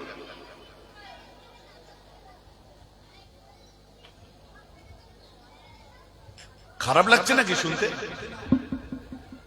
হযরত ওমর ইবনুল খাত্তাব যদি বেঁচে থাকতেন, তোদের গর্দানগুলোকে সব উড়িয়ে দিতেন। গুস্তাখে রাসূলদের শাক মিটিয়ে দিতেন তিনি। আম্মা আয়েশা গেছেন একটা ইভেন্টে, একটা অনুষ্ঠানে, আম্মা আয়েশা যে হাজির হয়, সকলে মিলে আম্মা আয়েশাকে জিজ্ঞাসা করে, আয়েশা তুমি যখন হাজির হয়েছো, তোমার শরীর থেকে একটা অদ্ভুত খুশবু বার হচ্ছে, আয়েশা তুমি কোন দেশের আতর মেখে এসেছো? আম্মা আয়েশা ওই সময় বলেন, আমি কোন দেশের আতর মাখি না, তিন দুনিয়ার বাদশা আমার শরীরে আমার বরের ঘামটা মেখে এসেছি।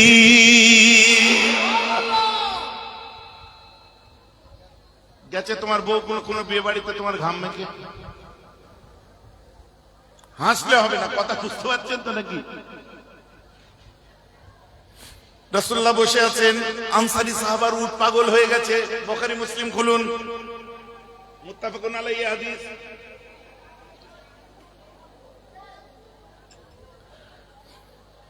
আনসারী সাহাবার উট পাগল হয়ে গেছে, আল্লাহ রাসূলকে এসে বলছে, ইয়া রাসূলুল্লাহ, আনসারী সাহাবার উটটা পাগল হয়ে গেছে।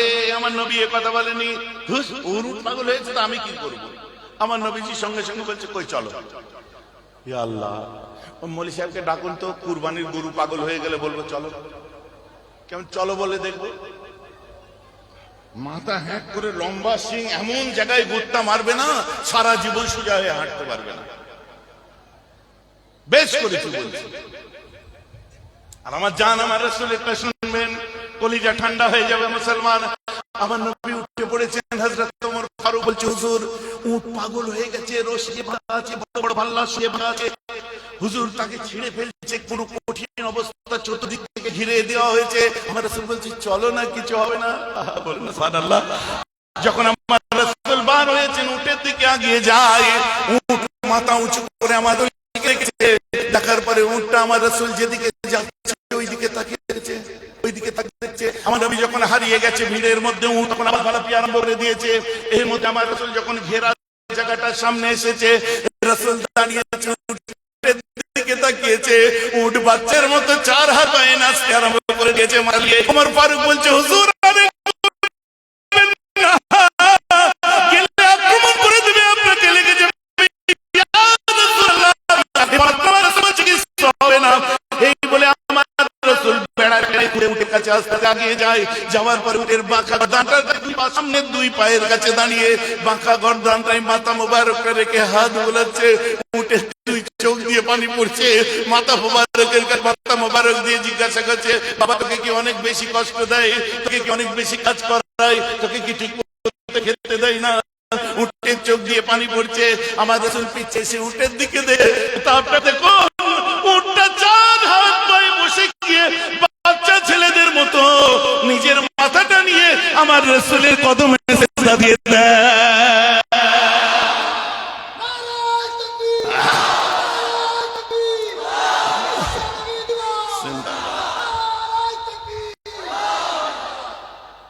আমাদের দ্বারা সম্ভব নয়, পারবো না আমরা। ভাইজি আমার কথা বোঝা যাচ্ছে তো নাকি? পৃথিবীর বুকে নেতা, লিডার, দাদা, দিদি কেউ নেই। আমার রাসূল পশ্চিমবঙ্গের কোন লিডারের মতো লিডার ছিলেন না, নাউজুবিল্লাহ। ভারতের মোগল সাম্রাজ্যের কোন শাহেনশাহ বা বাদশার মতো ছিলেন না। আমার রাসূল ইংল্যান্ডের টনি ব্লেয়ারের মতো ছিলেন না। আমার রাসূল আমেরিকার জো বাইডেনের মতো ছিলেন না। উনি ছিলেন নেতাদের নেতা, শাহেনশাহের শাহেনশাহ, বাদশার বাদশা, perhaps the greatest leader of all time, Muhammad. বিশ্বের বুকে সর্বকালের শ্রেষ্ঠ লিডার যদি কেউ হয়, ওটা আমার নবী, তোমার নবী, একমাত্র বিশ্ব নবী মুস্তাফা। জোরে বলুন সুবহানাল্লাহ।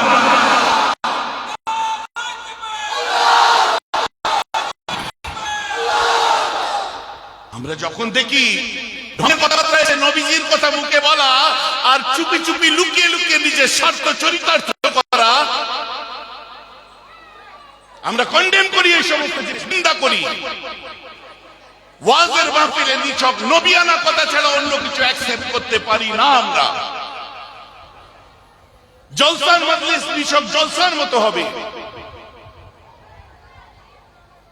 জলসার মসজিদ যেন 26-এর বিধানসভার প্রচারের জায়গা না হয়ে যায়। সমাজের জন্য, জাতির জন্য বলা, আমিও বলি, আপনিও বলেন, সবাই বলুক, যারা বলে তাদেরকে সমর্থন করি, ভালোবাসি। কিন্তু আমাদের ভুলে গেলে চলবে না, মুজাদ্দিদে জামানের মূল কর্ম আপনাদেরকে নিয়ে দ্বীনের পথে একত্রিত করে আল্লাহ রাসূলের দামান, আল্লাহ রাসূলের দামান ধরার চেষ্টা। তাই আমরা বলি, আমরা কোনোদিন দিদির আঁচল ধরে জান্নাতে যাওয়ার স্বপ্ন দেখি না, দাদাদের ধুতি ধরে জান্নাতে যাওয়ার স্বপ্ন দেখি না, কোন মোল্লা মাওলানার পিরহান ধরে জান্নাতে যাওয়ার স্বপ্ন দেখি না। উম্মতে মুহাম্মদ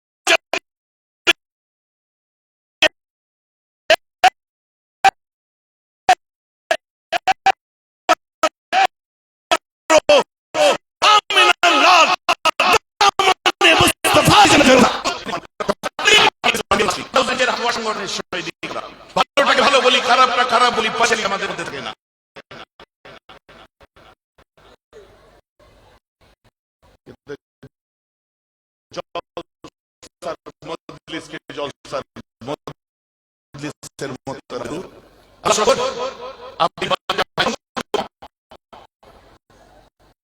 আল্লাহ সব 10টা ইন্টেলেকচুয়াল ছেলে বার হবে। কে ছিলেন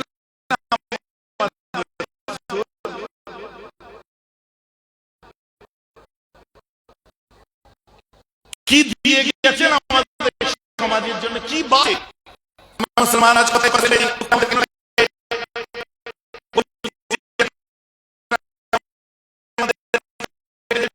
অনেক বড় কারণ আছে, কারণ মানে ছেড়ে কথা বলেন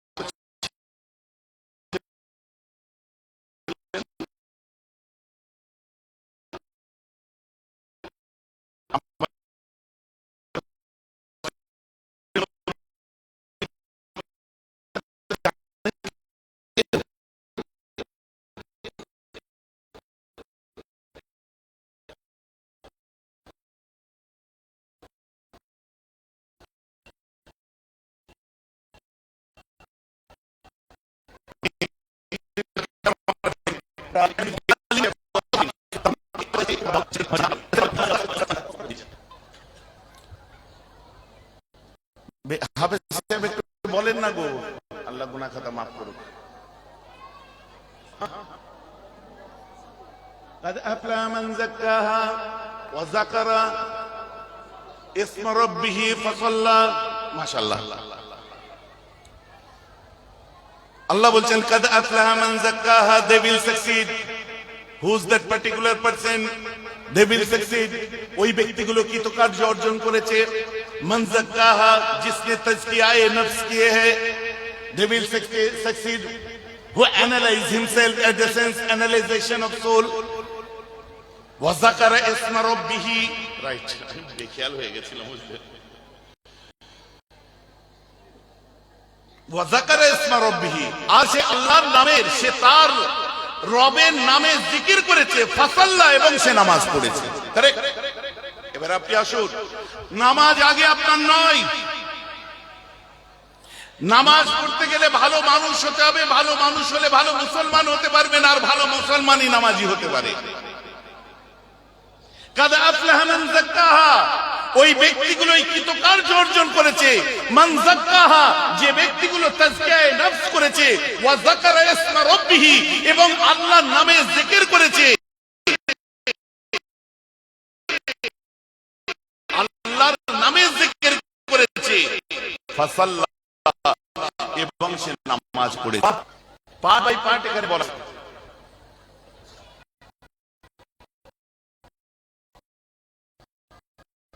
আপনি নামাজ পড়ছেন মানে জান্নাতে চলে যাব, রোজা রাখছে মানে জান্নাতে চলে যাব, হবে না। ইসলামের মধ্যে রোজা, হজ, ইসলামের মধ্যে যাকাত, ইসলামের মধ্যে দাওয়াত, ইসলামের মধ্যে রিয়াজত, ইসলামের মধ্যে ইবাদত। আপনি মুসলমান, ওই ইবাদতের মধ্যে ইসলাম আছে কি নেই ওটা নির্ভর করে আপনি।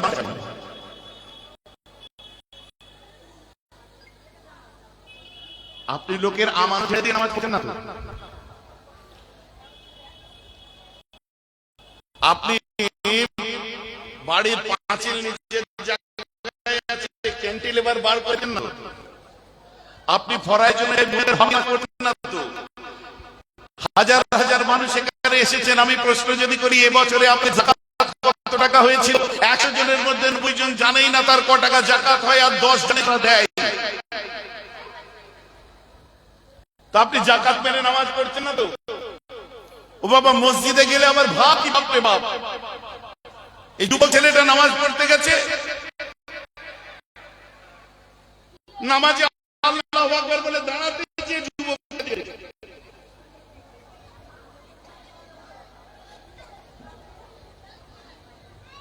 নামাজ শেষ হতে বলছে করছি শোন ভালো নামাজ পড়ছিস ভালো, কিন্তু আবার ওই নেশাপানি করতে যাস কি জানো? এই ঠান্ডার সময় এসছে, শরীরটা চনমনে হয়ে যাবে, ফের যেন বুঝলি বুঝলি ঠান্ডা গরম জন্য আবার সাল বিভিন্ন কালের আমি বলছি ওর আবার নেশা ধরিয়ে দিচ্ছে। নামাজ পড়ছে, নামাজের অহংকার। ঈদের দিনে মিলতে গেছে, সবার সাথে মিলেছে, ওর সাথে মিলে কেন রে? ওর সাথে একটু মেল না, ওর সাথে মিললে অসুবিধা আছে। বলে কি অসুবিধা আছে? মেলো চাচা, একটু মেলো। না মিলবো না, ওর সাথে মিলে আমার শরীরটা নাপাক হয়ে যাবে।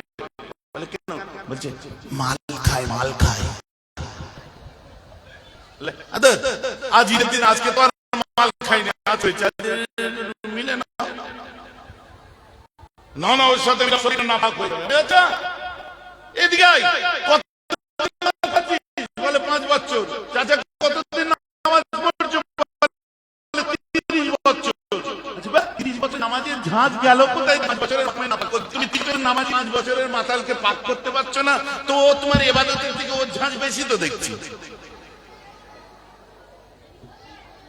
রাগ করবেন না আমার কথাই।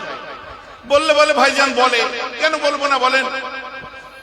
আপনি বলেন এই মজলিসে একটাও কি সুদখোর নেই?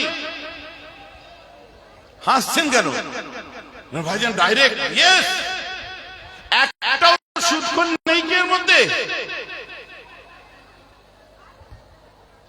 আপনি বলেন সুদ হালাল না হারাম?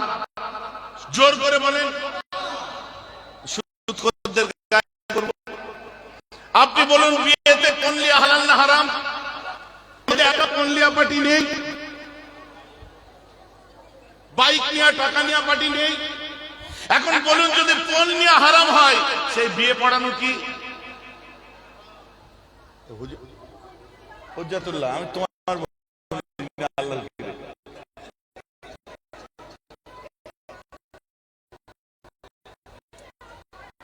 ভাই আমার কথা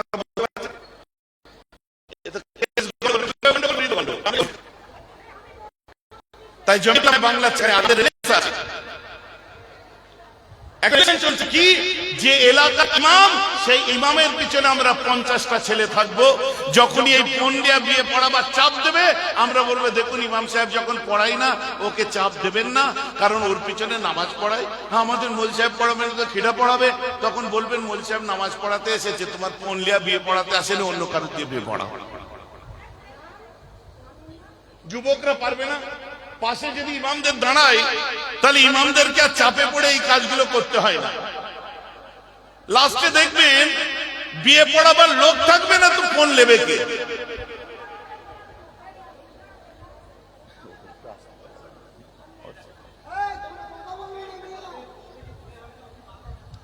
কিছু বলুন, এটা বলে মা বোনেরা, আপনারা একটু চুপ করুন। আপনারা একটু চুপ করুন, একটু আস্তে ওয়াজ করছি, খুব দরকারি ওয়াজ, ফোনের ওয়াজ হচ্ছে, বিয়ে শাদীর ওয়াজ হচ্ছে, ভালোই তো হচ্ছে, আপনারা একটু শুনলে তো ভালো হয়, তাই না? এমন মুসলমান রাগ করবেন না, ব্যথা দেবেন না আমার কথায়। আমার রাসূল বলছে ইন্নাল মুমিনা ইযা আযনাবা কানাত মুত্তাকুন সাওদাউ ফি কলবিহি ফাইন তাবা ওয়াস্তাগফারা সুকিলা কলবুহু। হাদিস পাক। আমার রাসূল বলছে যখন কোন মুমিন গুনাহ করে ফেলে, ওর কলবেতে কালো দাগ পড়ে।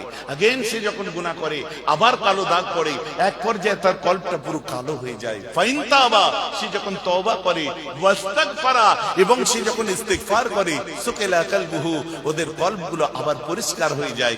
আমরা আজ এখানে তওবা ইস্তিগফার করতে বসেছি, আত্মশুদ্ধির জন্য বসেছি।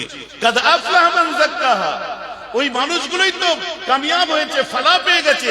মান যাক্কাহা, যারা আত্মশুদ্ধির মানুষ হয়েছে, ওয়া যাকারা ইসমা রাব্বিহি, এবং আল্লাহর নামে জিকির করেছে, ফাসাল্লা, এবং সে নামাজ পড়েছে।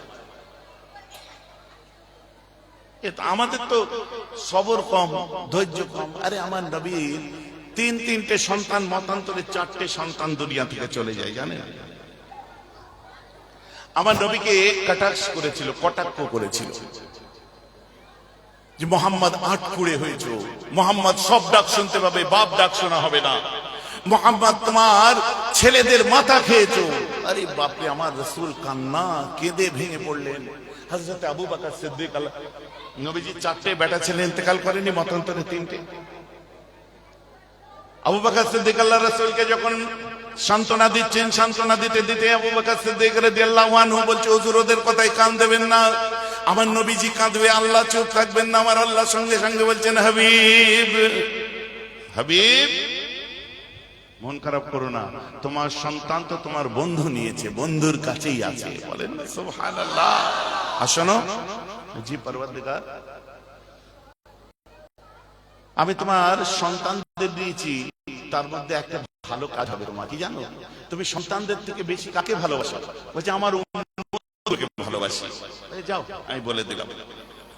আমার আল্লাহ বলছেন, কাল দিন বড় কঠিন দিন হবে, নফসে নফসের আলম হবে, জান্নাতি জান্নাতে যাবে, জাহান্নামী জাহান্নামে যাবে, মাথার উপরে সূর্য নেমে আসবে, উত্তপ্ত রৌদ্র, ফাঁকা মাঠ, ইয়াউমা হুশরুন নাস, তখন সমস্ত মানুষকে একত্রিত করা হবে, পানি পানি করে সব চিৎকার করবে, ইন্না আতাইনাকাল কাউসার। হে আমার হাবিব, আল্লাহ ওই তোমার উম্মতগুলোকে, তোমার 3টে ছেলে সজাইদের মধ্যে খানা কাউসারের পানি পান করাবো। 3টে সন্তান যেতে পারে, কিন্তু ওদেরকে আমি হাউজে কাউসারের পানি দেবো। ওগো, সূরা কাউসারে এখন নাজিল হলো,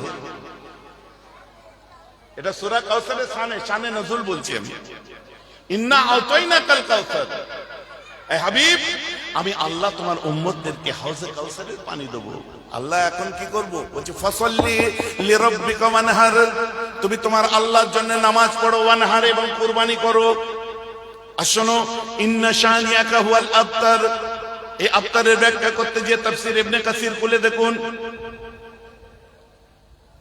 সেখানে লেখা হচ্ছে, আবতারাহুল্লাহু তাআলা, যারা আমার রাসূলকে নিঃসন্তান বলেছে, শেষ পর্যন্ত আমার আল্লাহ তাদেরকে কোনো সন্তান দেয়নি।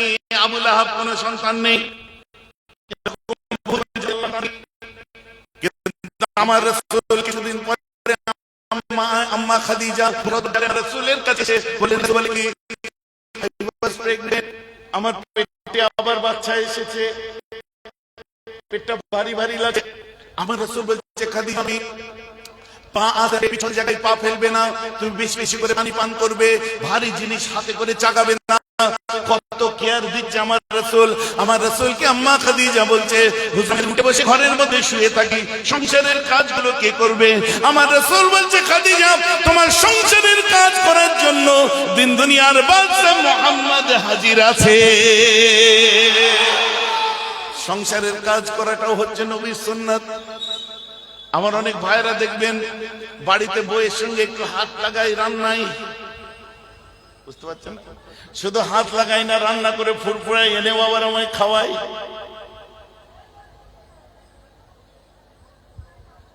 বুঝতে পারছেন তো নাকি? এটা হচ্ছে আমার রাসূলুল্লাহ সুন্নাত। স্ত্রীর মধ্যে ঘরে স্ত্রী যখন রান্না, দেখুন আম্মা খাদিজা রান্না করছেন, আমার রাসূল দিনের কাজ করে ফিরে এসে দেখে রৌদ্রে আম্মা খাদিজা রান্না করছে, কপাল ঘেমে গেছে। আমার রাসূল পাশে বসে ঝরঝর করে কাঁদছে, চোখটা নাম হয়ে গেছে। এক সময় পাগড়ি মোবারকটা নিয়ে আম্মা জান খাদিজার কপালটা মুছিয়ে দেয়। খাদিজা টের পায় রাসূলুল্লাহ এসে গেছে। ওই সময় আমার রাসূল বলে, খাদিজা, আমার সংসারে কতই না তোমাকে কষ্ট করতে হয় খাদিজা, তোমার কষ্ট দেখে আমি মুহাম্মাদের কলিজাটা ফেটে যায়। ওই সময় আম্মা খাদিজা বলে, হুজুর, আপনাকে এত চিন্তা করতে হবে না, বাড়িতে যান, তা নাহলে আবার আমার কষ্ট আরো বেড়ে যাবে। ভিতরে ঠান্ডায় বসুন, আপনি কষ্ট করে এসেছেন। বউ যখন রান্না করবে, পকেটে রুমালও নেই, মাথায় পাগড়িও নেই, একটু হাতের এই যে হাতাটা দিয়ে যে কপালের ঘামটা একটু মুছিয়ে দেবেন, ওটাও আমার নবীজির সুন্নাত। বলুন সুবহানাল্লাহ। বউয়ের কপালের ঘাম মোছানো কাজ সুন্নাত, জোর করে বলুন। কিন্তু শর্ত হচ্ছে বউটা নিজের হতে হবে। বউ বলিছে মানে লোকের বউয়ের মোছাতে যাবেন না। এটা কেন বললাম জায়গা মতো বুঝতে পারবেন, জায়গা মতো বোঝা যাবে তো নাকি? সেটিং জায়গা মতো হচ্ছে তো, খুলে খালে বেশি বলা যাবে না, বুঝলেন? দেগঙ্গা থেকে একটা রাস্তা হাড়ুয়া যাচ্ছে, বুঝলেন? দেগঙ্গা কোন দিকে? এদিকে। দেগঙ্গা থেকে একটা রাস্তা এক বাঁক এরম করে যে হাড়ুয়া ব্রিজের কাছে ওঠে। রাত 1:30টার সময় জলসা করে ওই দিক দিয়ে যে কোথাও একটা জলসা আছে ধরবো হয়তো, শেষ বেলায় তখন সারা রাত জলসা করতাম। রাস্তা যে দেখি বন্ধ, এবার ওখান থেকে রাস্তা আছে কিনা আমি দাঁড়িয়েছি, একটা ছেলে দাঁড়িয়ে আছে। আজ ও ভাই, হাড়ুয়া এই রাস্তায় যাচ্ছে, ও ভাই, ও ভাই, ও ভাই, হাতটা বাড়ি ফিরে, ও ভাই, এই হুজুর আসসালামু আলাইকুম। হুজুর ফোন পড়ে যাওয়ার কারণে কি হলো? ও যে হাড়ুয়া এই রাস্তায় যাচ্ছে, হ্যাঁ এই সোজা চলে যান। আচ্ছা তার পাগল, ওই সোজা পুকুর তো ওটা, হ্যাঁ ওইভাবে চলে যান। আচ্ছা ওইভাবে আমি পুকুরে যাবো কি? বলছে ওইভাবে চলে যান না। পাগল, পুকুরে গাড়ি নিয়ে নামবো কি করে? বলছে এই দিক দিয়ে রাস্তা আছে, যান। মানে ও ঘাবড়ে গেছে। আচ্ছা ভাই কার সাথে কথা বলছিলে? হুজুর আমার বউয়ের সাথে। আমি তোমারটা না লোকেরটা। তোমারটা যদি হয় হয় ঘরে আছে, ঘরে যে কথা বলো, মায়ের বাড়ি গেলে নিজের ঘরে বসে কথা বলো। এই বাঁশ গাছের নিচে তখন আবার ডিস্কো রোগ হয়েছিল, বুঝলেন? একটা রোগ বেরো না, পুকুরে লাভ মারছিল, ডিস্কো রোগ না কি বলে, তখন ওই রোগ হয়েছিল, বুঝলেন তো? হ্যাঁ মনে পড়েছে। তো আমি বুঝে গেছি, চল ওই সোজা চল যান। আমি ফের সোজা বলে, সোজা পুকুর না, বলে হ্যাঁ ওই দিকে চল যান। ঘটনা ঘটে, তাই বলছি ঘাম মোছানো হচ্ছে সুন্নাত, বউয়ের কপালের ঘাম মোছানো, কিন্তু বউটা নিজের হতে হবে। জায়গা মতো বুঝে না, ঘরেরটা কত সুন্দর, ওটা ভাল লাগছে না, হয়ে যায়। চলো, এমন মুসলমান অনেকদিন পরে আমার রাসূলের একটা বাচ্চা হয়েছিল। আমার নবীজি যখন বাচ্চাটাকে কোল মোবারকে নিয়েছে, তার ঠোঁটেতে একটা চুমু দেয়, আহারে নূর চমকাচ্ছে চেহারা দিয়ে। আমার রাসূল বলেন হাজি ফাতেমাতুজ জোহরা, এটা আমার মা হয়েছে, এটা আমার ফাতেমা হয়েছে। আমার রাসূল বলে আন্না ফাতেমাতু মুদগাতান মিন্নি, এ শুধু ফাতেমা নয়, এ আমার একটি টুকরা মুদগা হয়েছে। মুদগার ব্যাখ্যাটা করে দিই, মুদগা বুঝতে পারেননি?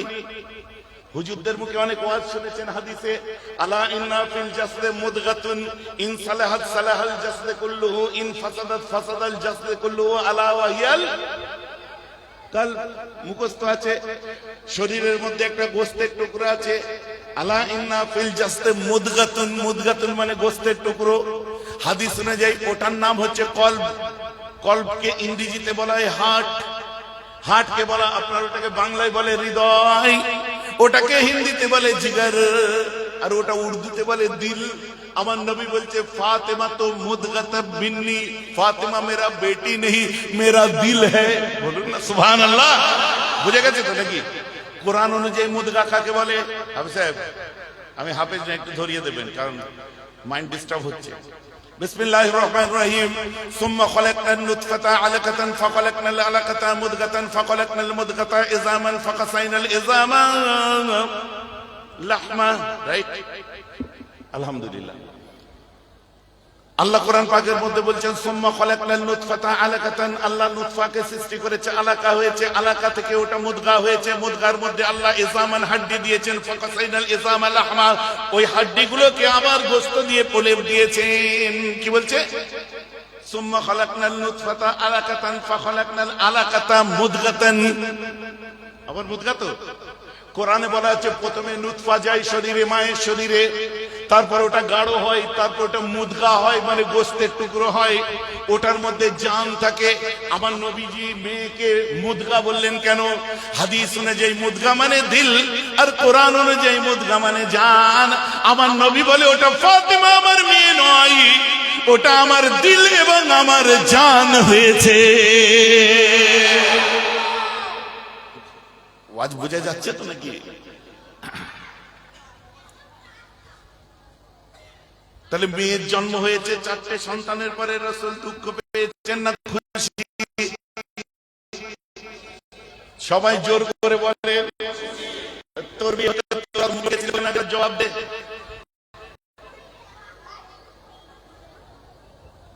তোমার যখন মেয়ে হলে তো মনের অবস্থা এমন হলো কেন? 6 কেজি অর্ডার দিয়েছে সকালে, শোন ডাক্তার 9টার সময় সিজার করবে বলেছে, হ্যাঁ 10:30টায় বলছে ওটা ক্যান্সেল করে দে। বলে কেন? বলে ফের মেয়ে হয়ে গেছে। ও ছেলে ভেবে 6 কেজি অর্ডার দিয়ে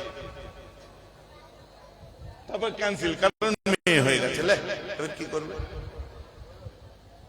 শেষ করে দিয়ে বলে, হাদিসটা আমি প্রথমে বায়াতের উপরে বলেছিলাম, এটা কি?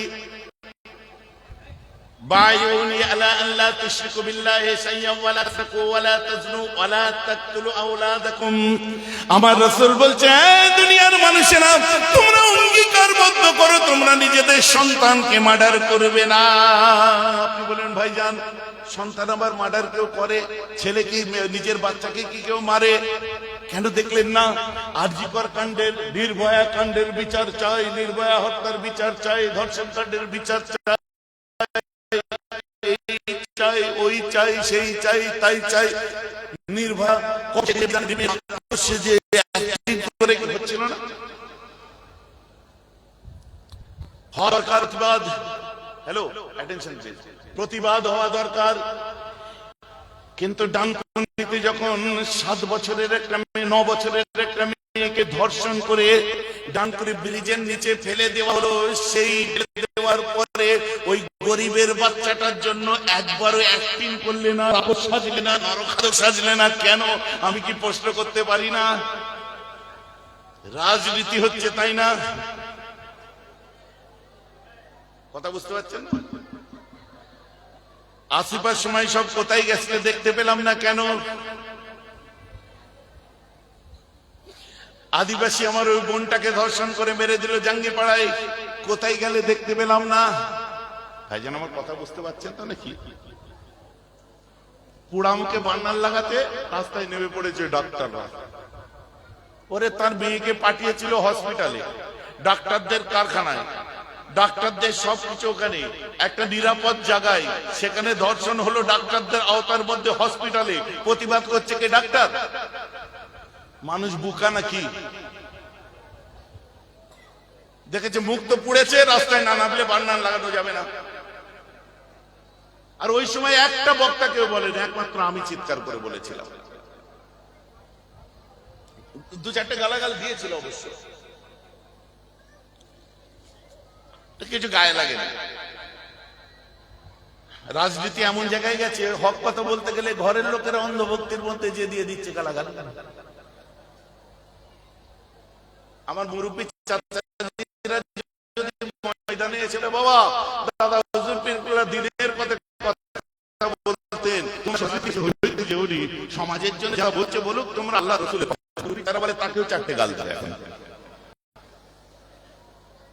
আমি দেখলাম সহ্য করা যাবে না,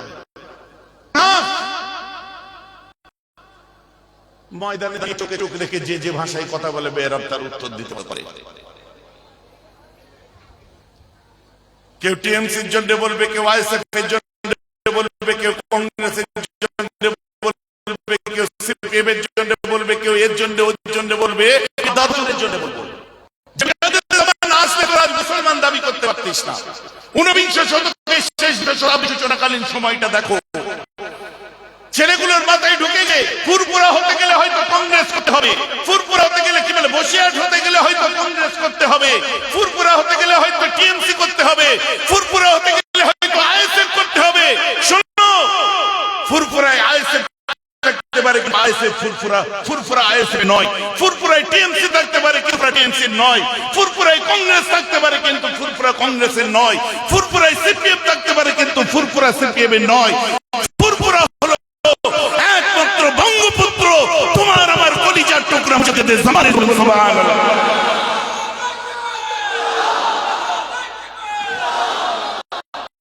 অতএব যে যা করছো করো, দাদা হুজুর পীর কেবলার কুলসিত যখন করা হচ্ছে বা যখন জানে যে তার ফুরফুরার বিভিন্ন মুখালেফরা একটা প্ল্যাটফর্মে দাঁড়িয়ে ফুরফুরাকে গালাগাল দেবে, তখন কিন্তু বেহরাব সিদ্দিকেরা চুপ করে থাকবে না।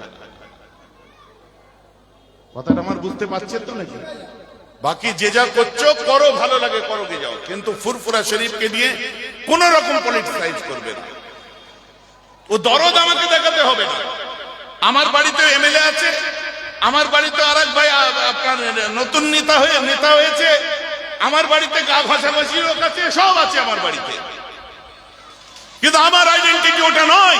আমার আইডেন্টিটি আমি বঙ্গপুত্র আবু বকরের। যে ভাইয়েরটা যখন ভালো লাগে সেই ভাইয়েরটাকে আমি ভালো বলি। এর দল ওকে গাল দিচ্ছে,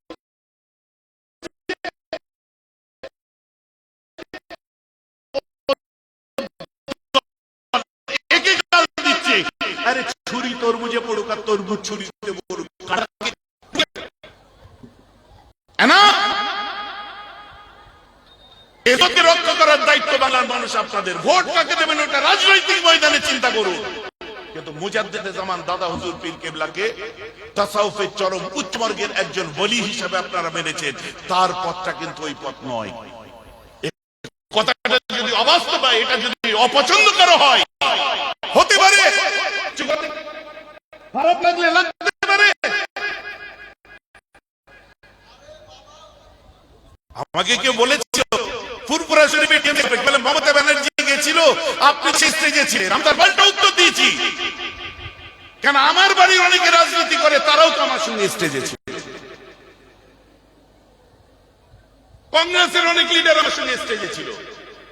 বলতে কি চাচ্ছ? খোলাখুলি দম ঠুকে বুক খুলে চোখে চোখ রেখে বলো।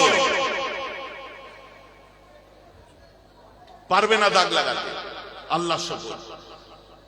ভাইয়েরটা ভালো লাগলে ভালো বলবো, যারটা ভালো লাগবে ভালো বলবো, যারটা খারাপ লাগে খারাপ বলবো।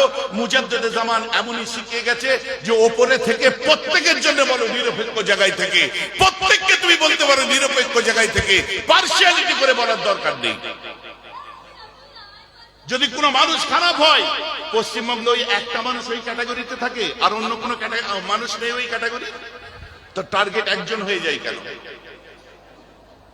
ভাই যে আমার কথা বুঝতে পারছেন? আমার বক্তব্য হচ্ছে রাজনীতি আলাদা জিনিস। তোমরা কি করে বুঝছো? কাকে পাবো? নওশাদকে পাওয়ার জন্য, মমতা ব্যানার্জি পাওয়ার জন্য, অধীর চৌধুরী পাওয়ার জন্য, মোহাম্মদ সেলিম সুজন চক্রবর্তী পাওয়ার জন্য, নাকি আল্লাহ পাওয়ার জন্য? জোর করে বলুন, নাকি রাসূল পাওয়ার জন্য? তাহলে দুনিয়ার নেতা লিডার যারা ভালো কাজ করে, ভালোটাকে ভালো বলবো, বলেছি বলে যাই, কারণ আগের দিনেও বলেছি, আজও বলছি। কিন্তু আমার দাদা হুজুরের মূল আদর্শ নীতির জায়গা থেকে আমায় একচুল সরাতে পারবে না। তাতে বানান ঠিক করে লিখতে পারে না, সেও চারটে গাল দিচ্ছে।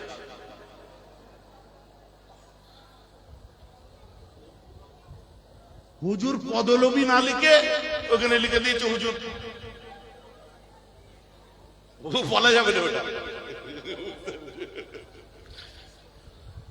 হুজুর পদলোভী না লিখে সেখানে লিখে দিয়েছে হুজুর। আমি 3 দিন ধরে হেসেছি, পরে দেখলাম এদের কথাই তো মনে দুঃখ করার কিচ্ছু নেই। পদ আর বুঝতে পারছেন না, করতে পারেন না যারা। আমার রাসূল বলছে তোমরা তোমাদের সন্তানগুলোকে মেরে দিও না। মানে কি? ফিমেল ফিটিসাইড দেখুন আমাদের সমাজে বিশাল ভাবে উঠেছে। ফিমেল ফিটিসাইড, কেউ এটা নিয়ে ওয়াচ করে না। ফিমেল ফিটিসাইড নিয়ে নোবডি, কোনো কেউ কথা বলে না। ডাক্তারকে যে বলছে, বউ এসে বলছে যে আমার পেটে না আবার কনসেপ্ট করেছি, পেটে বাচ্চা এসেছে, বুঝলে? স্বামী অবাক, কি করে হলো? কি করে হলো জানেন? বিয়ে করেছে না, আমার আগের 2টো মেয়ে আছে। তো মেয়ে আছে তো কি আছে, তোমার বউ তুমি কলিমা করে দেনমোহর দিয়ে বিয়ে করে তুমি কোয়ালিটি টাইম স্পেন্ড করেছো, তোমার বউয়ের পেটে তোমার বাচ্চা কি করে হলো? তার মানে ডাক্তারের কাছে গেছে, ডাক্তার হাত মিলিয়েছে, হাত মিলাবার পরে বলছে বাহ মোবারক হো, আবার বাচ্চা হতে চলেছে। হ্যাঁ কি করে হলো জানেন না স্যার? কি করে হলো? ওয়াইফাই লাগানো আছে, হয়ে যাবে এমনি। জিও কানেকশন দিয়ে রেখেছে, এমনি হয়ে যাবে। ও নিজে অবাক। 3 মাস যাক, 3 মাস পরে যে ডাক্তার বাবু এটা ছেলে না মেয়ে একটু দেখলে হতো না। বুঝে দেখো সরকারি হসপিটালে সব বলা যাবে না, তুমি ওই ব্রিজের নিচে পোলের ধারে আমার একটা চেম্বার আছে, ক্লিনিকে চলে আসো। ক্লিনিকে চলে আসার পরে বলছে তোমার মেয়ে আছে, এটা কেউ আমাদের আগের দুটো মেয়ে আছে, এটা কিরকম ব্যবস্থা করা যায় না? হয় কি হয় না? হয় কি হয় না? আল্লাহ রসুল সেদিনে বলে দিয়েছিলেন 1,500 বছর আগে, লা তাকতুলু আওলাদাকুম, তোমরা তোমাদের সন্তানগুলোকে মেরে দিও না। এই হাদিসগুলো খুঁজে বার করতে পারেন না সমাজে যেগুলো জঞ্জাল হয়ে আছে।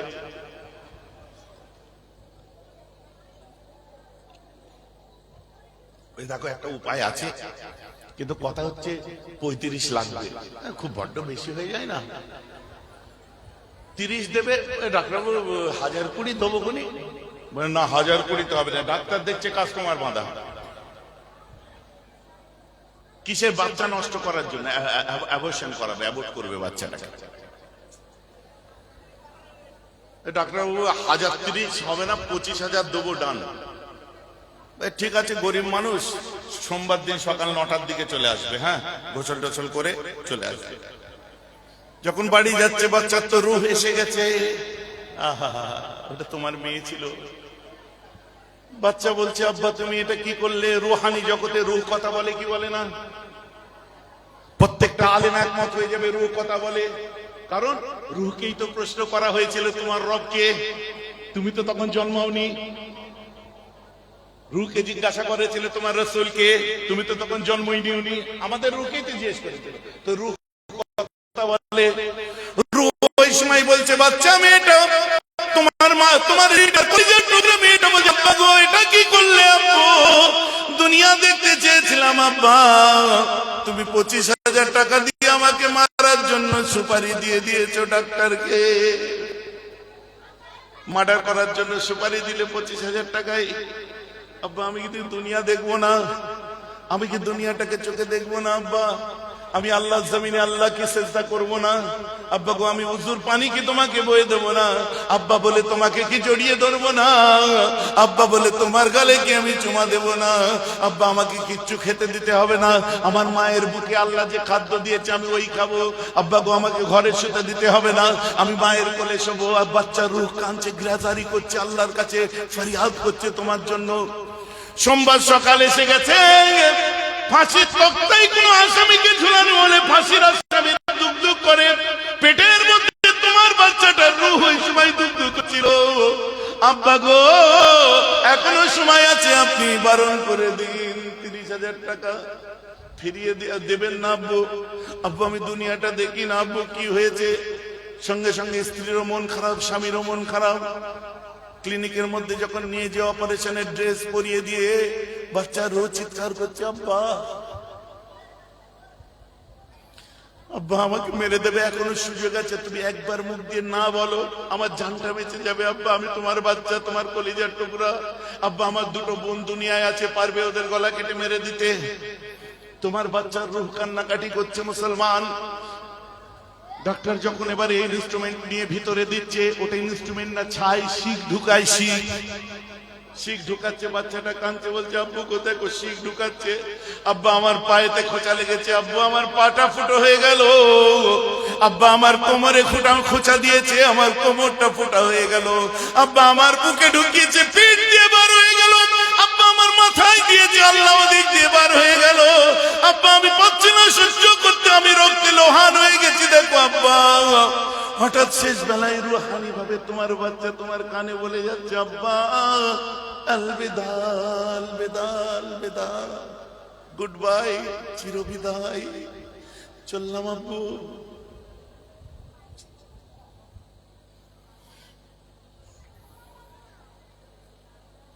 নিষ্ঠুর আমাদের জওয়ানি। তারপরে ডাক্তার সেটাকে বার করে নেয়, বার করে নিয়ে ট্রেতে রাখে, রেখে হসপিটালের ডাস্টবিনে। বাচ্চার রোগ হচ্ছে, আব্বা জানাজা হবে না আমার। আরে আব্বা আমার জানাজা হবে না? সবাই মিলে আমার জানাজা পড়বে না? তোমার বাচ্চার কপালে একটু জানাজা দেবে না আব্বু?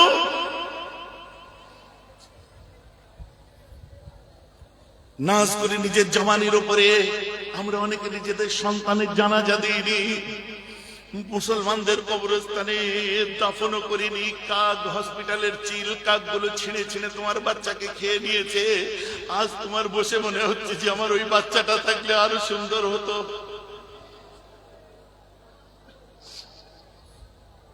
আমার রাসূল বলেছেন, ফাইন তাবা ওয়াস্তাগফারা সুকিলা কলবুহু। বান্দারে, এই আমার উম্মতেরা, দিল খুলে একবার তওবা করো, ইস্তিগফার করো, আল্লাহ তাআলা তোমার ইস্তিগফারকে কবুল করে নেবে। ভুল যা করার তো করেই ফেলেছো। আজ আমাদের সময় এসেছে তওবা ইস্তিগফার করার। আজ আমরা কাটি দিলে তওবা পড়বো, আমরা আমাদের বাচ্চার জন্য একটু কাঁদবো, আমাদের বাচ্চার জন্য একটু কাঁদবো।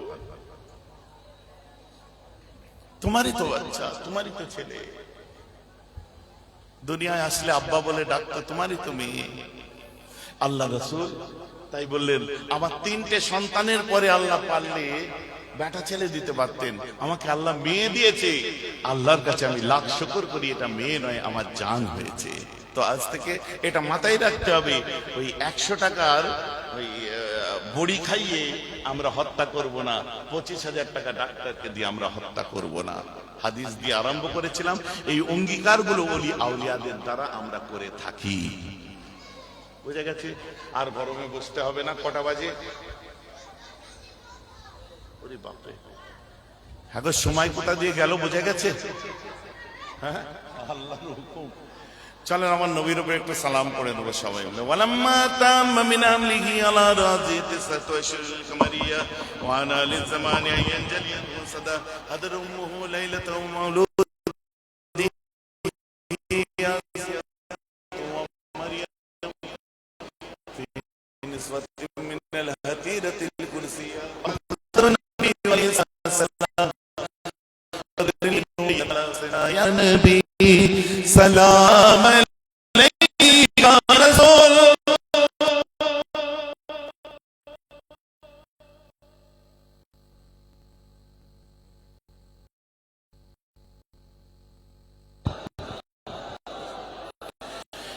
أنت بدر أنت نور فوق نوري أنت يسير والي أنت مصباح الصدور يا نبي سلام عليك يا رسول